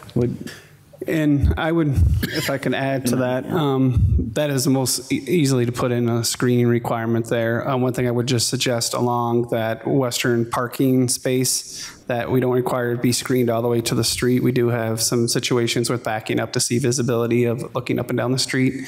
Those parking spaces are typically 18 and 19 feet deep, so maybe 8 foot from the edge. So there's at least 10 feet. So when they're backing out, they can see traffic come up and down. Yep, so like the hand distance away from the parking stall is what Wally's talking about. If you're doing the south and the west side, you should be able to address any concerns. I'd want to suggest that the motion says screening around that parking that meets the design review team's that the design review team accepts. That way you can have the conversations very specifically of, we want to keep it 4 foot short of back a curb or some version of that. I don't want to get into say it's 4 or 5 or 10 or whatever. It's whatever you and their engineers deem acceptable to get in and out of. Okay. Do you agree with that? Yep. Mm-hmm. That makes sense, Carrie, what I'm saying? Oh, yeah. Okay. You're an engineer, you know. All right. Are we at a point where we'd like to make a motion? Do we feel we have clarity on a And this is, direction? this is a motion to take it to city council meeting. Yep. Yeah. We recommend. Recommendation. Recommend. It needs a majority vote of the 4 people here? So 3 out of 4? Yep. Sounds like. Yes. I make a motion that we recommend approval of the rezoning of Lot 2 of Mount Pleasant Place, lots 8 through 11 of the subdivision of Lot 178, and lots 55 through 58 of Rosedale Addition from R3 to PUD planned residential. subject to providing appropriate screening of the 10 parking spaces adjacent to 1840 Wood. Very good. Do we have a second? Second. We have a motion and a second. Jason? Lauren? Aye. Russell? Aye. Zucchero? Aye. Mulligan? Aye. The motion passes with the revisions noted. That will go before City Council on June 17th. There'll be another public hearing with an opportunity to speak to the council at that time. Thank you, Wally. Okay, Eric, thank you. We will move on to items from the public. Seeing none, I'll close that. Items from the commission. I do have a thought I wanted to mention because the Don't we have another agenda item? notification comes up all the time. Yes. And I wonder if we don't bring a list that says, if you want to see who got this, here you go. Like it's kind of readily available. There's our agenda. We do have that available. Maybe it's so. What we've done with the public notices, so we have they receive a public notice about the rezoning, and in the back we typically have a map that shows the area that's going to be rezoned. Maybe there's an opportunity to say area to be rezoned, and these are property owners that are notified, and to show them the notification boundary on it. It does get brought up a lot. Every city has different notification requirements. I thought it was the state code. What's that? I thought it was the state code. We have this available as public information. We can set the boundary for the distance for that. But do you have it at this meeting? Like, I have it right now. Yeah, that's I know you do, but do I just read over it every single time? No, it's generally not part of the packet. It's additional information, supplemental information. We could provide that in the future if you request. I don't know if it's the right thing or not. Whatever. I'd like some feedback too, but it comes up a lot. It does. It does. Food for thought to stew on. So our notification generally has just the vicinity map. So it doesn't show the notification map. It shows just where in the city it's being impacted. Maybe that could be part of your staff report, just to say who was notified. The notification, we can show do that that. or something. So this is what the applicant or the neighbors would receive, is this on the back of the notification. And on that notification, it does say you can contact staff for more information. They request any information that we have available. Yeah. So it's always an option. Okay, very good. Any items from staff? Yes. There was, right? Yes. So annually, the city council holds their goal setting. And as part of that goal setting, they ask each board and commission to have an opportunity to provide some documentation. So including your packet, we're actually doing goal setting for the upcoming year. And we help identify successes. So in your packet, we identified, just a number of cases you guys have gone through in the past year. We talked about, technology that we're using, our hybrids, ability to have the public and some of the applicants and commissioners attend virtually, which has helped out with some quorum discussions. And then there's an initiative. So certain things that you would like to see the city council take in consideration for their city council goal setting. So what happens is all these initiatives get provided from city staff, from the public, from the boards and commissions. The consultant takes all that information, summarizes it all, and brings it to the city council. And the city council goes through lots of items, and they narrow them down to typically 10 to 12 different goals, and they have several conversations with regards to that. So what we've placed in here as one of the initiatives, which is the continued evaluation update of the Unified Development Code as it relates to the Zoning Advisory Commission. There's anything else we could consider, if you guys would like to add any other initiatives you think the Zoning Advisory Commission should take in consideration? And we should buy Matt a gavel and have him get instruction on how to use it. We do have a gavel in the back, and he can use it. How to use it. Or when to use it. Okay, is there a feeling I should No, I'm not criticizing you. I'm criticizing the process. Thought you managed it well. You're asking, I'm sorry, this meeting's been long, so I'm like telling people that I'm not back yet, but were you asking if we could add to success and impacts? Okay, before we even had this meeting tonight, I didn't know if it was appropriate to say something about how we consider the public input and listen to the citizens who attend and all the comments read, like as a success. So that, or it's just part of the job, I'm not sure. Yeah. And, you know, there's actually a challenges page like this too, if that's what you're talking about. So there's certain things where like we can definitely handle that just at the department level. It doesn't have to be like city council goal or priority. If there's some processes or procedures that you see, like you just asked, like, hey, is there a way we can get more information out? That's something we can definitely do at our level. But yeah, this would be larger, broader goals that the city council is looking at that high level.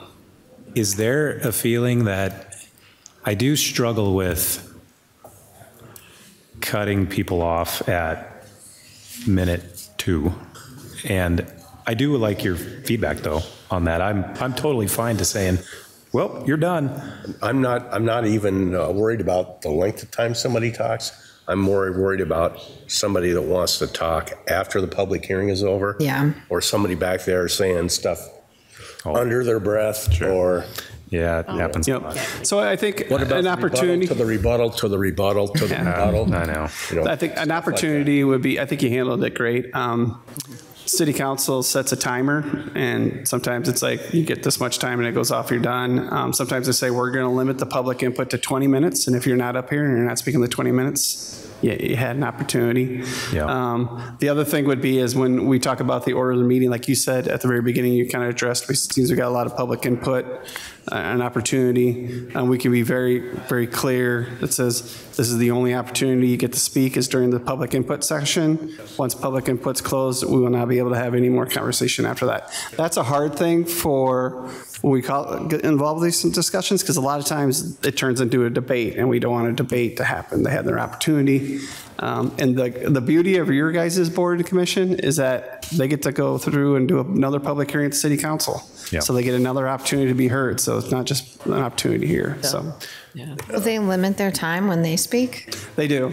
To how many minutes? It depends on how many people show up, and they know how many people are going to be involved with it. So we've had situations where we had a zoning advisory commission item was a subdivision plat, and we had quite a few people, and they were very clear. We're going to limit public input to 20 minutes or 30. I can't remember what it was. And we're going to limit you to, I don't know if it was 4 or 5 minutes, and once the buzzer goes off, you're done. Yeah. And then we've had situations where the public input session was up, and there's still a line of people that wanted to speak. So, and it's not even a public hearing. What's that? It's not a public hearing. Oh, it is. At the City council. In this case, it was a rezoning for the subdivision. And they have an opportunity to go through that process. So the city council, I mean, we have like what items on our agenda the council has. So they're very clear. So there's opportunity, and I've seen it both ways. I think sometimes when people get an opportunity to speak and have their say and they feel a little bit more better, even though if something may not be approved, they said, at least I had an opportunity to be heard, right? Mm-hmm. Well, that's the best point. This is like the grassroots time to say what you want to say. Because when you go to council, it's, well, one, it's too late, but largely, right? I mean, it's just, that's why I have such a hard time saying, I wish they'd be more succinct, but. Well, and historically, it's okay. There's a lot more public input typically at this level, the zoning advisory commission level. By the time it gets to council, usually some of the dwindles down, and sometimes it's the exact opposite. Sometimes the word gets out, and and you get more people to show up. So. Yeah. Yep. But here's the thing. There's a public process that we're going through, being transparent. Everyone gets an opportunity to provide information, whether they put it in writing form or email and it gets included in the packet. There's an opportunity. So, and that's what that process is for. So. I think Rich wanted to propose a salary for this role. Is that right? I was going to remind you, are volunteers. Okay, last thing I'll say, and this is just, this could play into a to-do. I went to the city of Bettendorf, and I had something going through rezoning. It went to rezoning, this meeting. Prior to city council, there was a meeting called the Meeting of the Whole, W-H-O-L-E. I'm like, what in the world is this? What it was is prior to city council, the hot button items were discussed with all staff and council members. It was really interesting. And so my item happened to be the only one.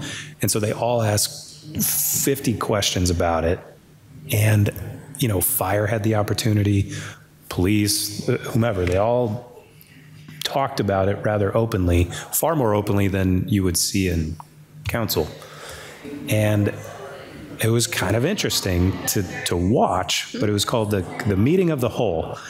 And I had to go to that. And so it made my approval process a 3-step. Zoning, that, and then council the next day. They weren't going to vote on anything, so they could get away with having. That's right. No voting. It was strictly information gathering about what's the details of what's on the agenda tomorrow. It was a. Were they approving a site plan as part of that then, or? Kind of like their DOT. That was a site plan amendment. Yeah. Item. I Yep. have a development review team. It would also depend. Yeah, it depends what type of review it would be. So quasi judicial, I would say. I don't know if they could do that for a quasi-judicial decision, unless the entire council is there.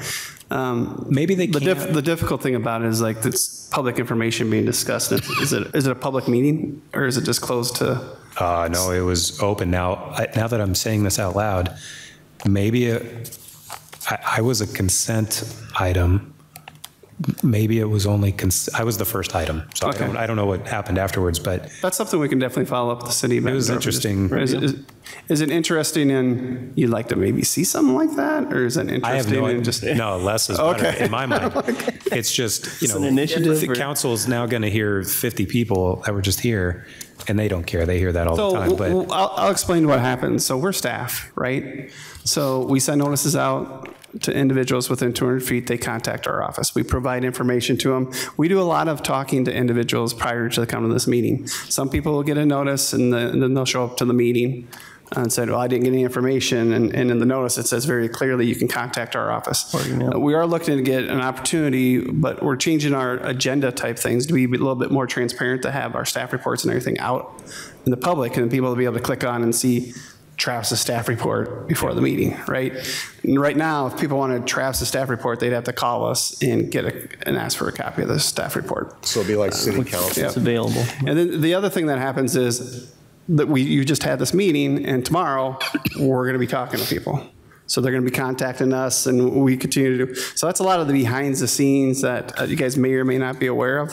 And then that information provided on, and then there might be information that gets asked, and there may be direction from like, hey, can you give us more information on this, and gathering more fact-finding information that goes before the council. So yeah, I'm not saying more meetings. I'm just saying there's always this perspective of we're not transparent, like. And I mean that not we as this commission, I mean we as a city are not transparent as it relates to, and as somebody who develops in this city, but we're highly transparent. And so far more than other communities in my mind. And so, but that said, you know, clearly there's a perspective of that for some reason. Not that this is a good indication of that, but yeah, anyways, it was a meeting I saw, thought it was interesting. I find it interesting too. I know the planners down there, so I might call them and ask them just, what are you doing? All right. So do you have any additions to the city council goal setting documents at all? Are you guys okay by consensus of what we provided? Does anyone like anything added to it or changed or anything at this time? I love it. Okay. Looks great, Wally. All right. We've read every word. Motion to adjourn? I move we adjourn. So moved. All in favor? Aye. Meeting adjourned. Thank you all.